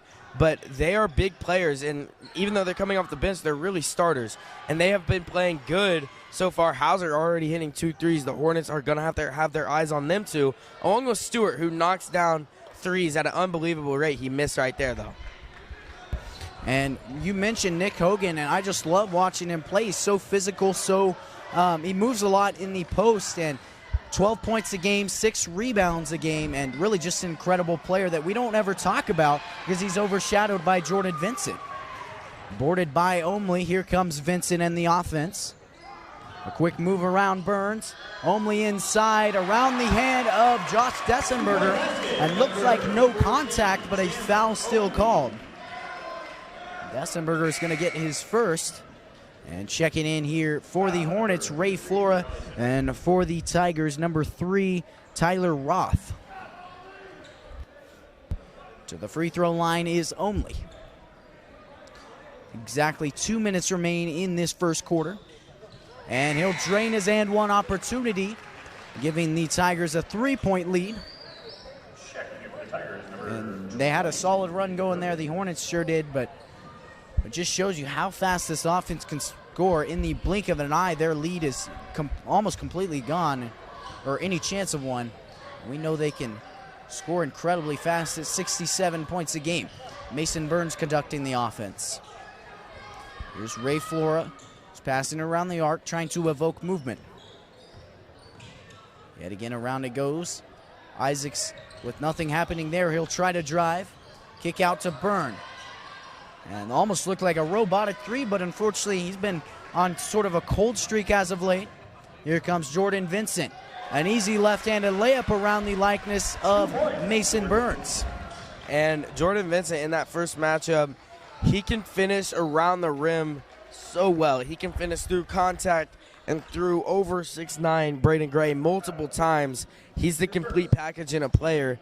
And, again, the Hornets can't allow him to get easy buckets because, down the stretch he's going to start making the hard contested ones. Isaacs is going to knock down his first, and Braden Dalrymple and Braden Gray check in for the Hornets. But I like what this team brings because not only do you have an incredible guard in Geordan Vincent, but you have Nick Hogan, such an active post player. And so even when he's not scoring buckets, he's moving around the paint the whole time, taking up the height and basically taking it away from this defense because Gray's forced to be on the other side of the lane because of Hogan. And that's why Vincent is able to get those easy driving layups so well. Made by Isaacs, and it will be Tigers ball.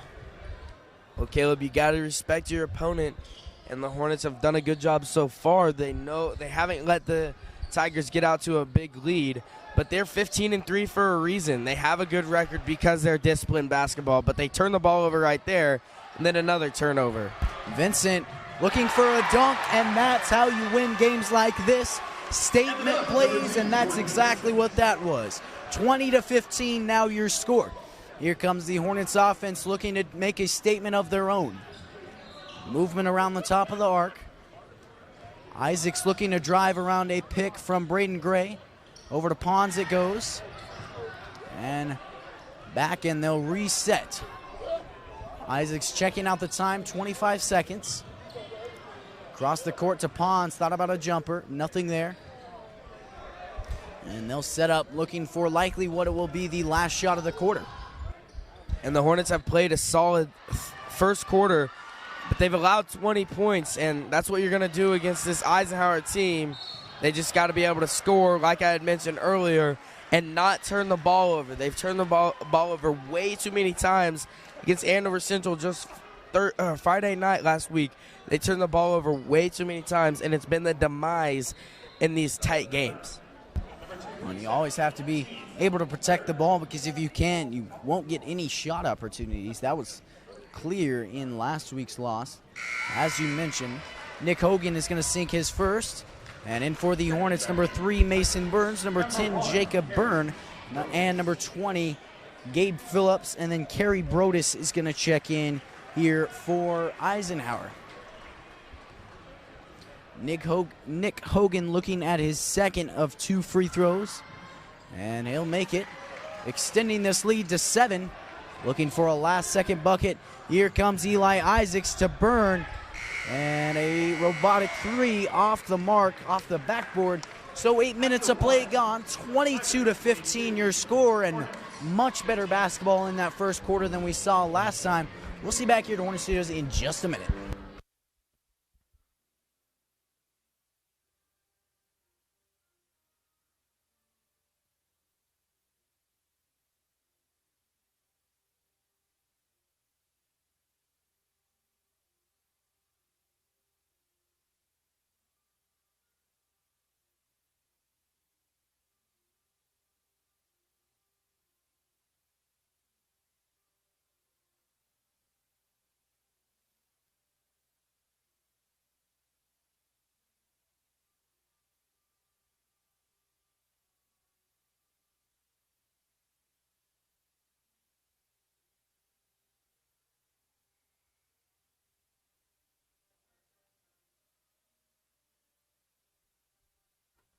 A solid first quarter gone, but 3 still to play against this solid Eisenhower team. And Austin, what'd you see in that first quarter that the Hornets first and foremost did well, but then also what do they need to improve on going into this second quarter? Well, Caleb, the Hornets, they scored 15 points, which is not all that bad in a quarter, but they're going to have to score more points on the offensive side of the ball. They just got to get in their rhythm and shoot. Don't rush their shots. On the defensive side of the ball, though, they need to start. I had mentioned they're running 2 players in zone and 3 players in man, and they're kind of sticking to it, but they're not doing their principles that they need to do. Isaacs got lost inside that middle and then let Hauser shoot 2 threes and, take back those 2 threes, and it's a 1-possession game. And so the Hornets need to be able to communicate well, especially if they're going to run that tough defense that they've only practiced for a couple of days. Here comes Jacob Byrne inside, a wild layup, and it's off the mark. But certainly, Austin, no points on this board are going to be good enough until, for quite a while at least, with a 7-point deficit. And then discipline on the defensive side is definitely one of the biggest things. Here comes Eisenhower.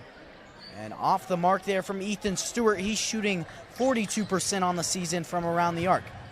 Here's Mason Burns looking inside, out to Byrne. And 1 pass away goes to Eli Isaacs, off the mark, boarded by Vincent.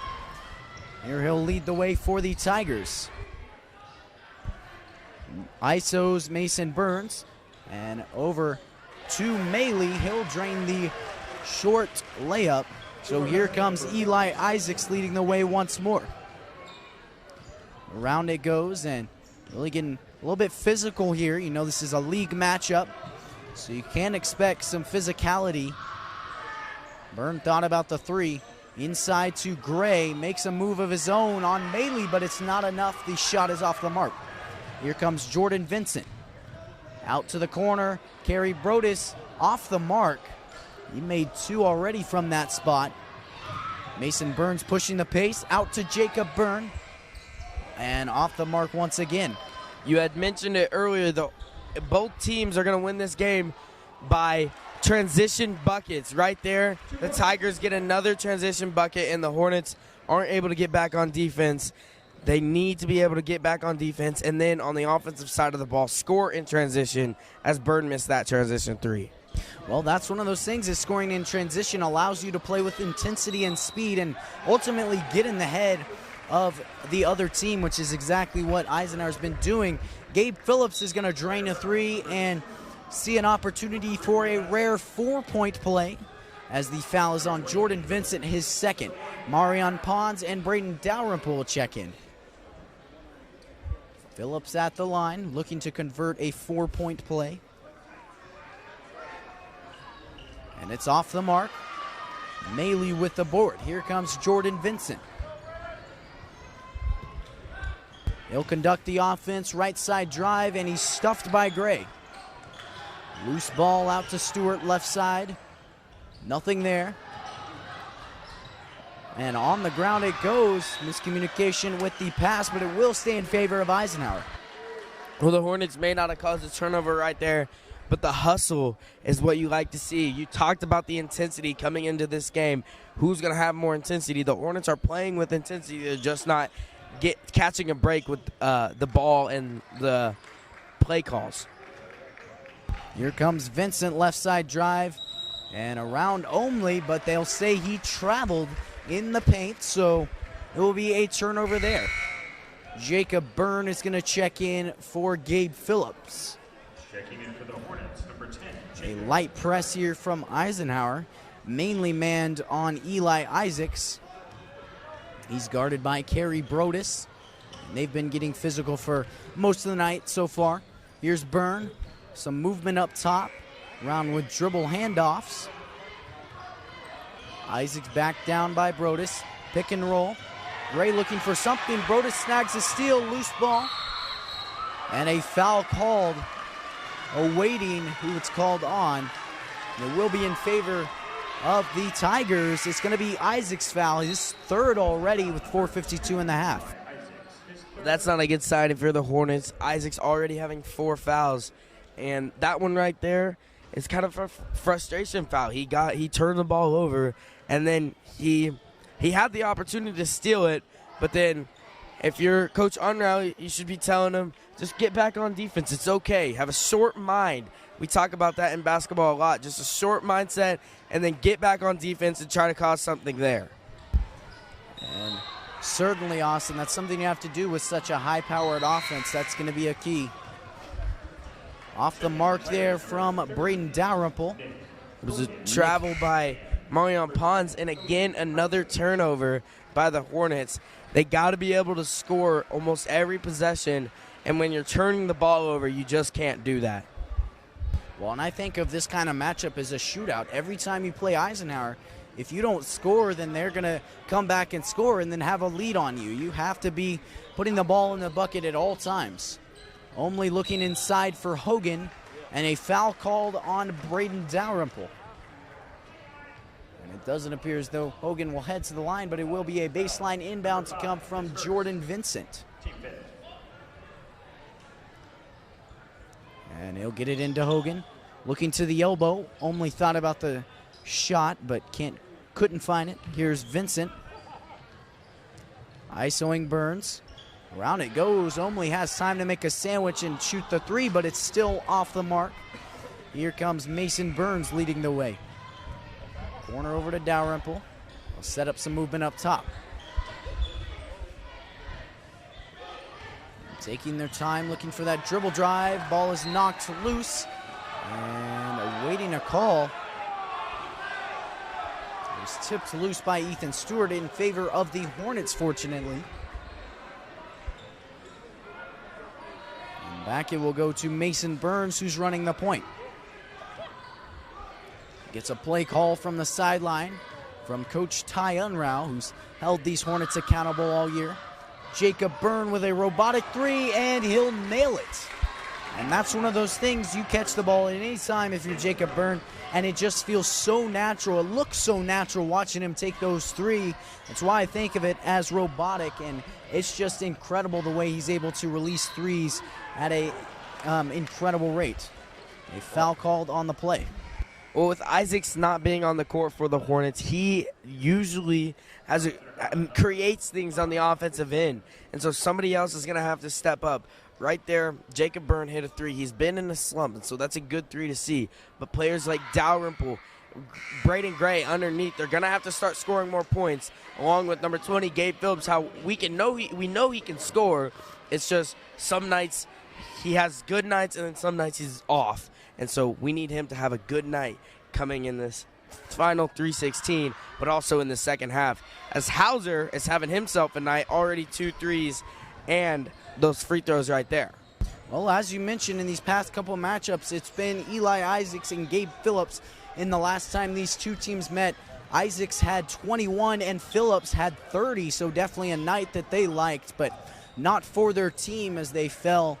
You have to be able to spread out the ball, and we've seen that's brought success to this offense. Finding some movement around the arc, but quite a ways from it. Not looking to drive anytime soon. High pick and roll to Braden Gray. Looking for something, step back three. It's off the mark. Boarded by Hogan. Here comes Vincent. Cross court to Hauser. Floater over the hand of Braden Gray. Rips through. Here comes Gabe Phillips. Pushing the pace out to Mason Burns. Nothing there. Looks to drive in, kick out to Byrne, thought about the three. Inside Gabe Phillips, layup is off the mark, and it's out of bounds in favor of Eisenhower.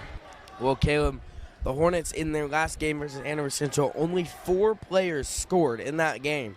And I think the biggest thing is on the offensive side of the ball, there's a lot of dribbling going on and not a lot of quick passing. We saw it. We've seen multiple teams this year beat a defense by just passing and passing quick.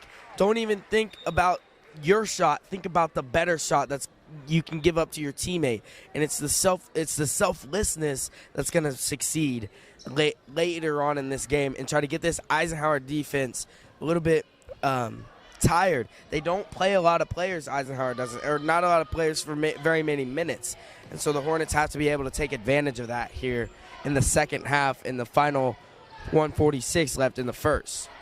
Gabe Phillips up top for a three, off the mark. Loose ball there. Here comes Geordan Vincent, guarded by Pons. Around to the corner, and Cody Hauser has all the time in the world to take a three. But yet it's still off the mark. Your Hornets trail by 7. Here comes Mason Burns. Now Gabe Phillips looking to drive in over Nick Hogan. He does just that, but the layup's off the mark. And it will be in favor of the Hornets. It will be a jump ball. Possession goes to the Tigers. Braden Gray checks in for Dessenberger. And the Hornets still trying to run this defense, trying to get stops, but are leaving open shots. Certainly, that's been the biggest story here. You leave any of these players open, they'll knock them down, and that's exactly what they've done all night. Here comes Ethan Stewart over to Nick Hogan. And there he goes, draining a three. He's averaging 1 3 per game, and there he finds it. Extends the lead to 10. Here comes Gabe Phillips conducting the offense. Kick out to Pons. Back out to Byrne. And off the mark once more. Yet again, a rare series of misses from him. He's been a little cold the past couple games. Well, Caleb, the Hornets need a surge. You talked about it as Nick Hogan, another shot right there. And now the Hornets are down by 12. And we had talked about the last minute of every quarter is one of the most important minutes, and the Hornets haven't been able to make the surge that they needed to make it a close one heading into the locker room, and the Tigers have. Well, certainly, and momentum into the locker room can be an influential thing here in a big game like this. Here comes Phillips, and a jump stop. He'll find the bucket to go. Cross-court three, and it's off the mark. 1 half gone, 1 half to play.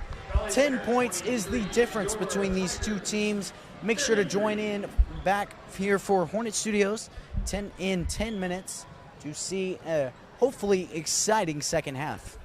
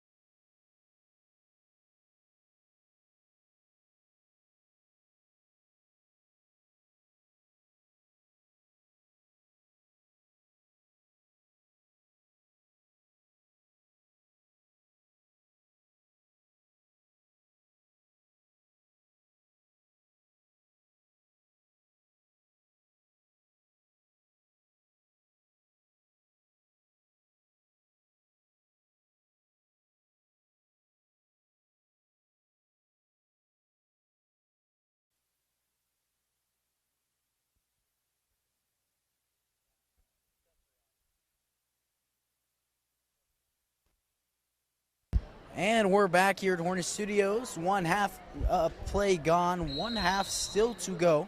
11 points is the difference between these two teams. And Austin, at 34-23, what'd you see in that first half that the Hornets need to change, and then what they do on the positive note? Well, Caleb, in the second quarter, offensive production went down a little bit, and that was just because they weren't hitting the shots that they needed to hit. But when your offense goes down, that means your defense has to turn it up, and you have to be able to play good defense. The Hornets are trying to play 3 players man and then another 2 players zone, and it didn't work in that first half. It looks like to me right now they're going to man up everyone, and so you got to play hardcore man-to-man defense and do not let your man get to the basket. And the only shots that they should be able to make are tough shots like those. That was good defense right there from Braden Gray. Just Malley hit the better shot. Well, that's the problem, is how good these players are at really just doing everything. They can finish out of position at incredible rates, and it's just amazing to watch their talent. And that's one thing they are good at, is playing against the tough man defense. A shot off the mark by Isaacs, a jump ball called, and it will be in favor of Eisenhower. Well, Caleb, the Hornets have struggled shooting in this game. I would really like to see them push the ball, try to get steals, and then push the ball and try to get transition offense rolling, because those are easy points that the Hornets need to get as they're down 11, and they need to make things interesting now so that later in the game it can be more of they don't have to come back late.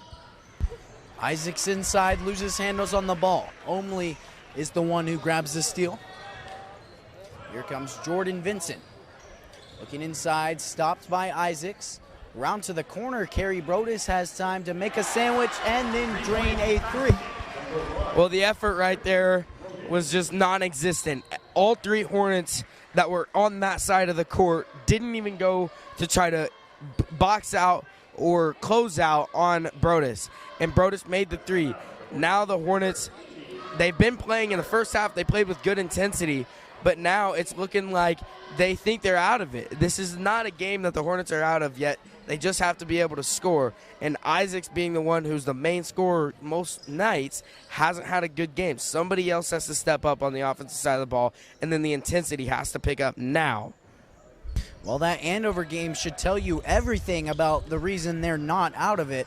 Inside is Isaacs driving with his left hand, and he'll finish over the likeness of Kerry Brodus. Here's Geordan Vincent, a light man press there, or a light zone press, excuse me.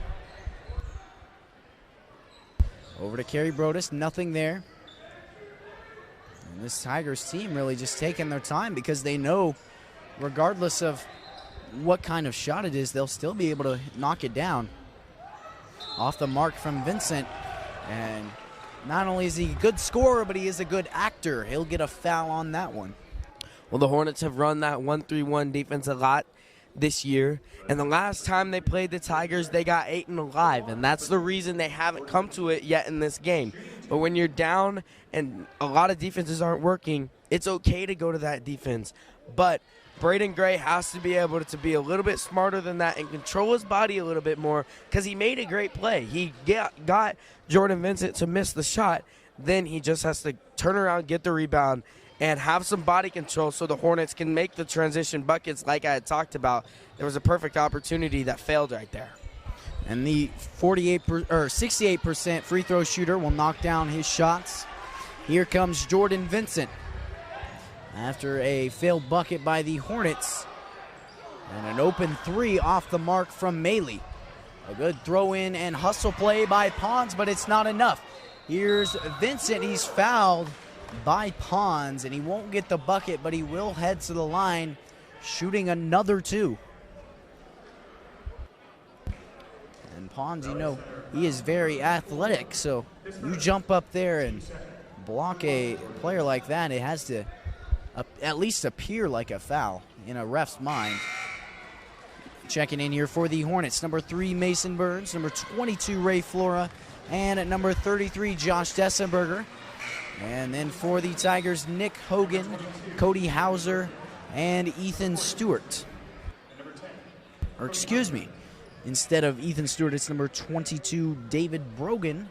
seeing his first minutes of the varsity court tonight. Vincent will knock down another one. That's who, late in the stretch, the Hornets do not want to foul Geordan Vincent, an amazing free throw shooter. And now the Hornets are just kind of resulting in threes. They've shot three-pointers on their last 3 attempts down the floor, and then it's a one-and-done shot. They need to look for better shots as Geordan Vincent gets the and one on the other end. Well, and you go down there and it feels like nothing's working, so you feel almost urged, almost in need of taking a three-point shot. So a lot of times you see those shots called desperate shots, and you're just going down, taking what is given to you. A full timeout, a needed timeout called by your Hornets, and we'll see you back here at Hornet Studios after a short commercial break.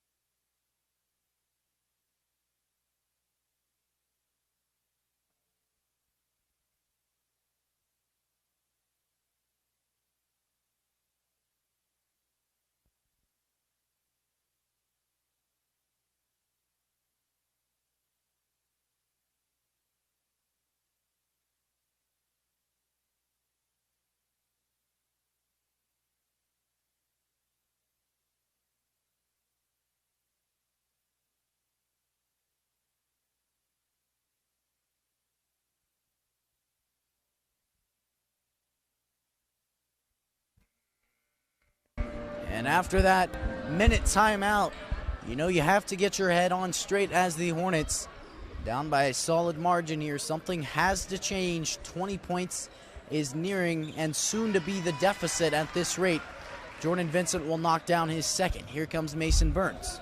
Well, Caleb, we were just talking about during that break, this is do or die basketball. The Hornets are right now a 14 seed, you told me, and that means they're going to be playing this Eisenhower team if the season plays out like it should.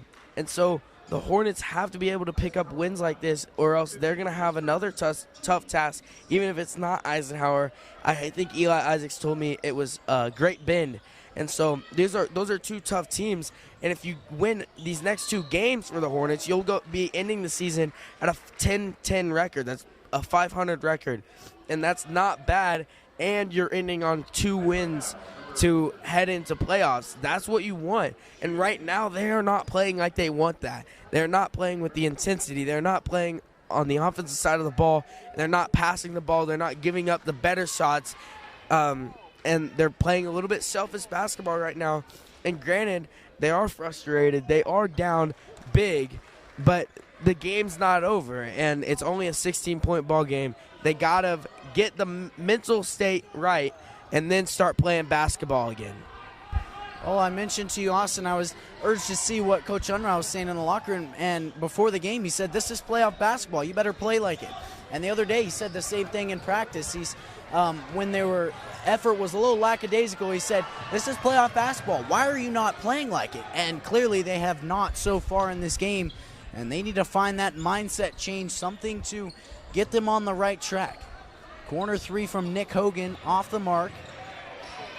And it's stolen away by Burns. Phillips looking inside, short-range jumper, and it bounces off the rim.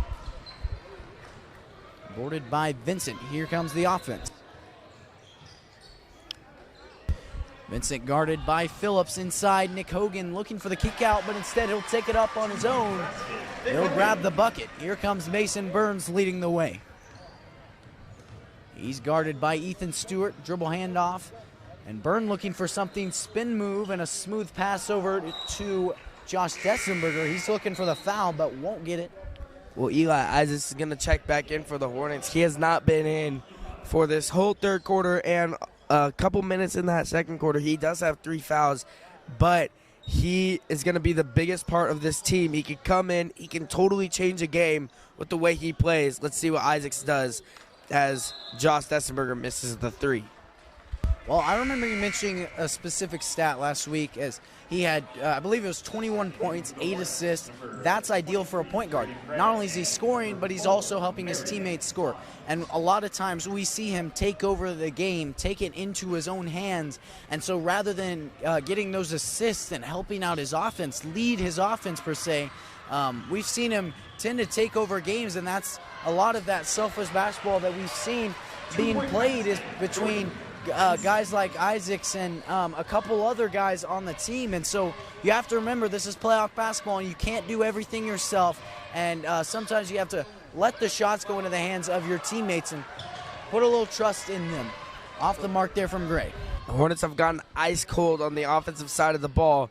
Now, like we talked about, you just got to get stops or this game could get out of hand, and the Hornets just have not been able to do that. It's now a 22-point game, and Cody Hauser has an opportunity to make it a 23-point game on a three-point play. And it seems like every time the Hornets play this Eisenhower team in years past, they just get outperformed by this Eisenhower squad. Granted, these are good teams, but the Hornets haven't been able to live up to the matchup. And this is starting to be a rivalry. I talked to Braden Dalrymple and Eli Isaacs the other day, and they said their basketball rival is kind of Eisenhower. And we talk about May South being a rival, but they're out of the league now. So, and coming up next year and the next years, this is going to start to be a rivalry game, and the Hornets have to be able to play up to the matchup. I'm interested to see this Tigers team record against the Hornets in the last 5 years because they played very good against Valley Center. Just some dribble drive up top. Isaacs looking inside. He's guarded by Roth. Here's Jacob Byrne off the mark from three-point range. Boarded by Ethan Stewart. Here comes Hauser pushing the pace. Nothing there. Pickpocketing, or at least attempting to, is Eli Isaacs.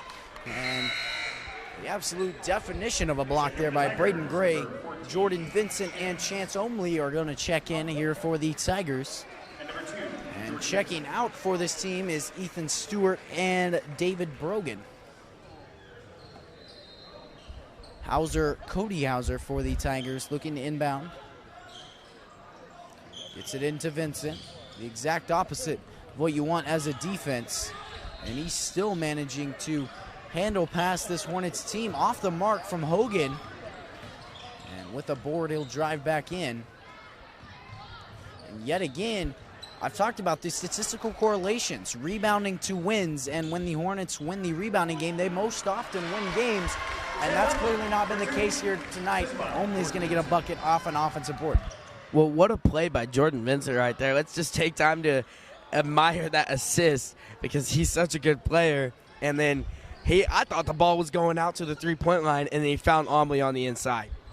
Well, he's just an incredible player, very deceiving with everything he does. That's why it's so tough to guard him. Hogan inside and gets it around the hands of Braden Gray. You had mentioned that Hogan earlier. He plays like he's 6'8", and on the inside, he scores when he gets the chance.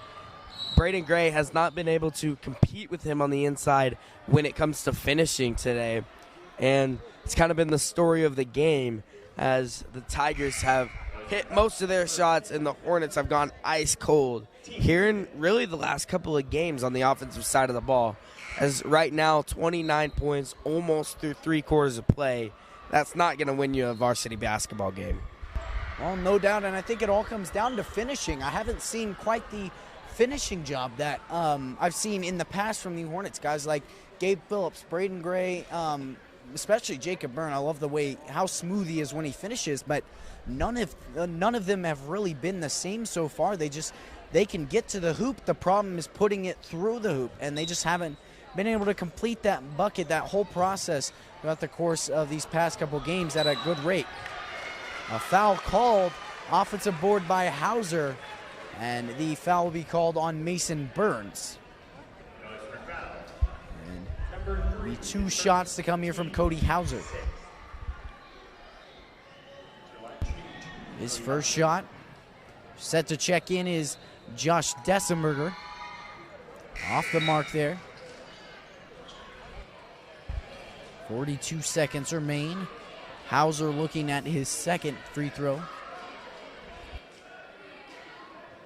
And Austin, what do the Hornets need to fix here? Those little things, what are you thinking they need to fix to really put them at an advantage where they can start grinding away at this lead? Well, Caleb, I'm not sure this lead is 100% manageable. There's a 1 quarter left, but the Hornets can definitely come back in this game. But what I'm focused on is doing the little things right in order to win tomorrow's matchup. Tomorrow, they have a good Arc City team, or a decent Arc City team, that they have to pick up a win against. They really do. And the Hornets have to be able to put something together here in this fourth quarter coming up in 20 seconds. And then they need to be able to establish something for tomorrow's game, because that's going to be the kind of the make or break of the season, considering it's the last game before playoffs. Well, and I think it means a little bit more because this is a team they lost to last time in an overtime thriller, and it's senior night. This is going to be big for building momentum, as you said. 3 quarters of play gone, 56-32 your score. We'll see back here in just a minute for the fourth and final quarter.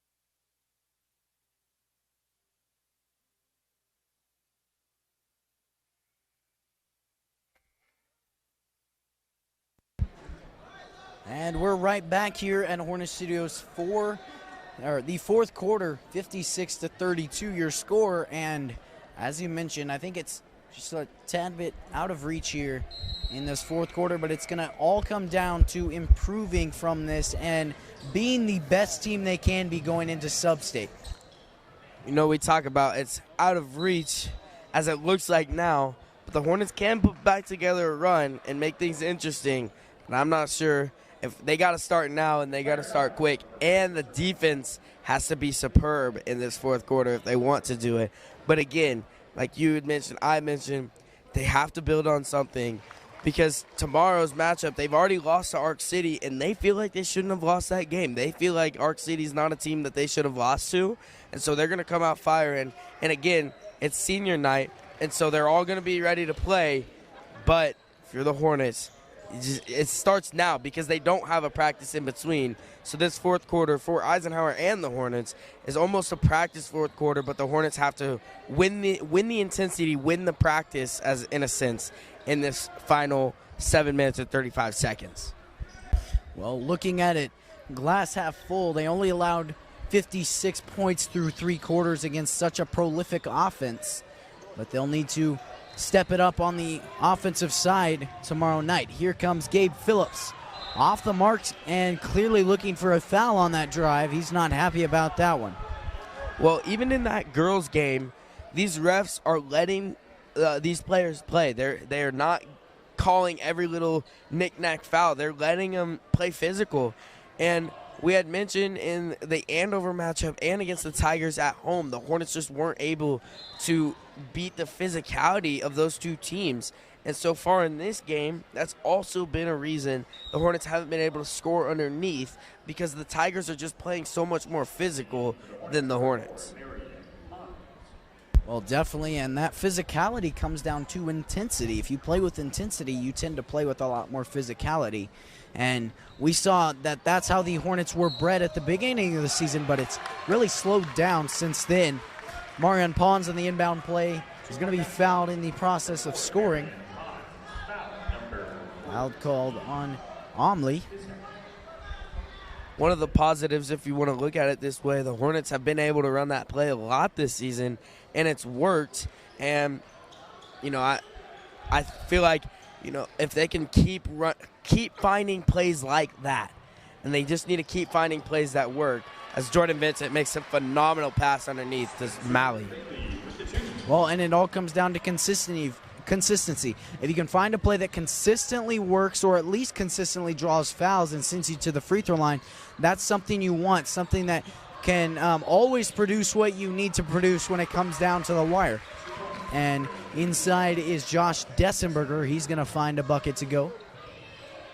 Here's Ethan Stewart and a light 1-3-1 press, not the typical ball pressure we see from this Hornets team on this press. Almost sealed there by Isaacs, but he lost handles on it before he could grab it. So instead, he'll throw it out of bounds. Mason Burns, Gabe Phillips, Braden Dalrymple, and Braden Gray will all check in for this Hornets team. Kerry Brodus to inbound. Yet again, a 1-3-1. Back and forth it goes between Ethan Stewart and Geordan Vincent. He'll look inside. Out to Stewart. One pass away. Off the mark once more. And a foul call. 20 points still the deficit. Looking to add to it is Chance Omley, who will take his shooting hands to the free throw line as Jacob Byrne will check in for Mason Burns. Chance Omley at the line, shooting 1-1. Here's a 1-1 from Omley after the Hornets got this Eisenhower team into the bonus now with 7 fouls. It was Gabe Phillips who was called, and Omley makes his first, sending him back to the line for a second.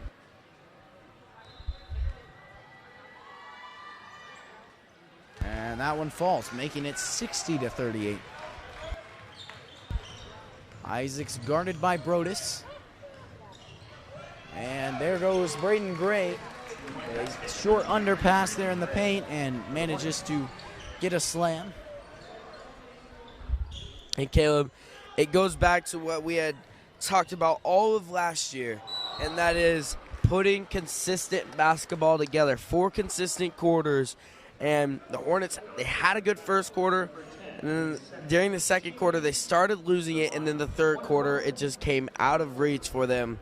And against good teams, you have to put consistent basketball together. We saw that against Andover. The Hornets did not have – they had about 3 good quarters of basketball and then one that was not very good, and Andover just blew them out of the water, and then the Hornets ended up losing by 5.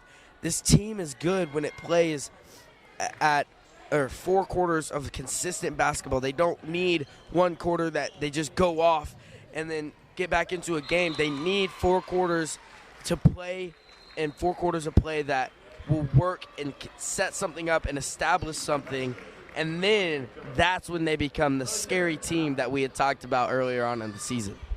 Well, certainly, Austin, and looking at the box score from last time's matchup, 19-17 was the score after 1 quarter, and your Hornets only trailed by 2, so that was certainly a good first quarter that they wanted. And then it slowed down a little bit with them allowing 22 points in that second quarter while only scoring 16. So as you mentioned, it started to fall apart a little bit, and then they really just lost it there in the third quarter, and then the fourth quarter seemed to seal it. And that's been the struggle so far this season. That's really been the story for most of the games for this Hornets team. After the timeout will be Eisenhower ball, and right now you got 5.5 minutes left, and it looks to be out of reach. You're just trying to do anything to give bragging rights points, I think, rather than anything. I'm drawing a blank on the word that is called, but points you can build off of and make the deficit not look as bad as it was. Braden Gray's going to get another slam dunk. 16 is now the deficit. And had this been the deficit at the end of the fourth quarter, I think this very well could have been manageable. A foul called, and it's called on Eli Isaacs. his fourth. And Isaac's just not having the performance he's had in most of the games. 4 fouls, and definitely not the 30 and 25 point performances that he's been having. But this sets him up for tomorrow night. And again, I talked about a lot of these Hornets don't, or a lot of these teams, even playing on Monday nights, they don't have a practice. And I think it's all it is maybe a shoot-around on Sunday. And so they don't have an established practice since last game, and that was against Andover Central Friday. So they use this game, especially this fourth quarter, as a little bit of a practice, because tomorrow you have another game, and you're going to play back-to-back days, and it's going to be really just a dogfight tomorrow night against a team that can compete with this Hornets team, but also we know the Hornets can catch fire and score a lot of points in that game. Well, you mentioned this a couple games ago, Austin. I think this is what's going to happen with this Arc City team when they play Arc City tomorrow. Is a lot of these players tend to get mad at themselves for their rough performances and then try to make up for it by taking over the game. And I think that might be a worry or a struggle in tomorrow's game. You just have to remember that short memory is one of the most vital skills in basketball, and you have to be able to get over this loss and move right on to tomorrow and understand that you have to play good, consistent basketball, move the ball around the arc, and do what you can, play your best basketball, play Hornet basketball, and that's what needs to be done tomorrow to get them on sub-state off light, and only is going to get a dunk over Gabe Phillips, and here he'll go out to Dalrymple, who's off the mark on the three. And that really just puts a postage stamp on the night. And Vincent will go trying to do the same thing. And that just got the momentum and this crowd going insane. And Caleb, I think that was one of the best in-game dunks I've seen in a high school basketball game. Give credit to Chance Ombley right there, who just shut the gym down with that dunk. But we'll have a timeout, and we'll be back when play resumes in a minute.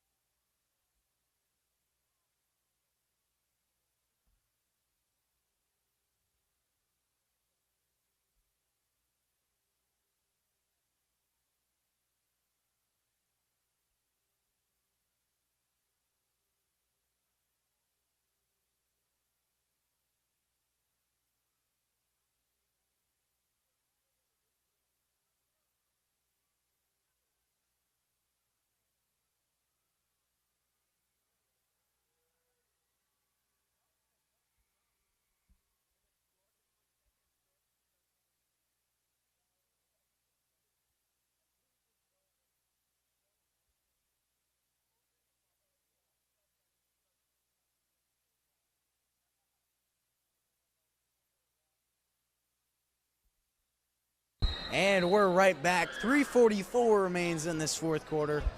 And a tough set of plays there. The Hornets trail by almost 20 now, being 17 at 65-48. And now really just taking their time, having fun on the basketball court. An easy layup there.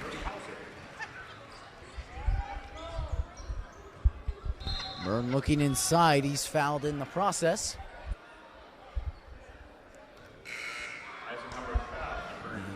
And they'll get Cody Hauser on it.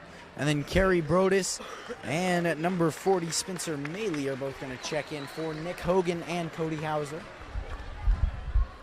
A sideline inbound here from Byrne.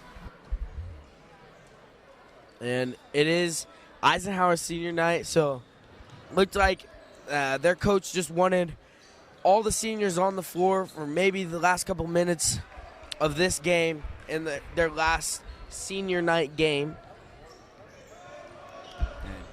You know that's got to be tough to end off a career, but it really has to feel great if you're Eisenhower and taking home a solid victory in their final home game here at Goddard Eisenhower High School, and the Hornets are looking to do exactly the same tomorrow.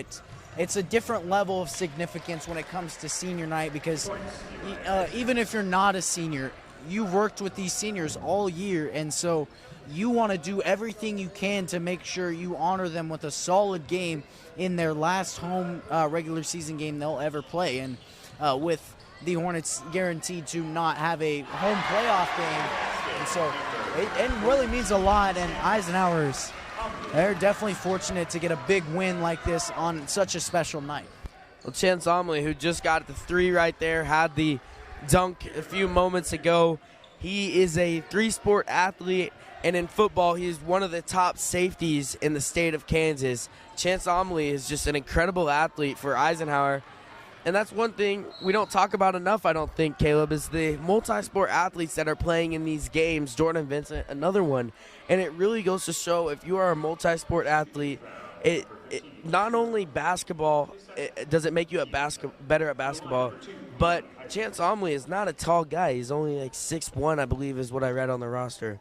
And so him being able to dunk over someone like that just comes from him being the athlete he is, not just the basketball player.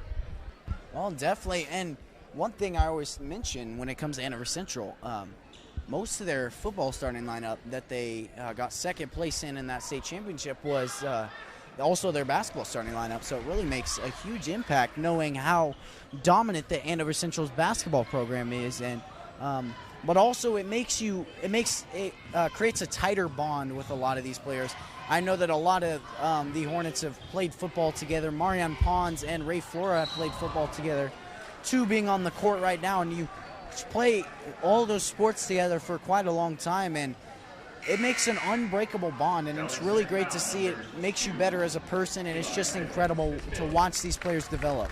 Well, Caleb, 4 of the 5 starters, Eli Isaacs will foul out right there, but 4 of the 5 starters on this team for Valley Center do not play football. And I know, me being a football player myself, I want them to get him to go out for football because it just goes to show how much of an athlete you can be.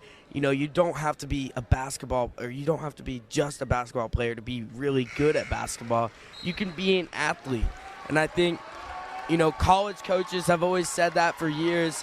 And so getting to see these teams like Eisenhower, it just goes to show, you know, just you have to admire it, really, because Eisenhower was very good at football this year, and this year they're going to move on to 16-3 in basketball as Geordan Vincent will knock that down to make it 72-53 with 1:39 remaining. Well, and a few seniors check out, and a standing ovation from the crowd. Chance Omley, one of them, and now Carrie Brodus.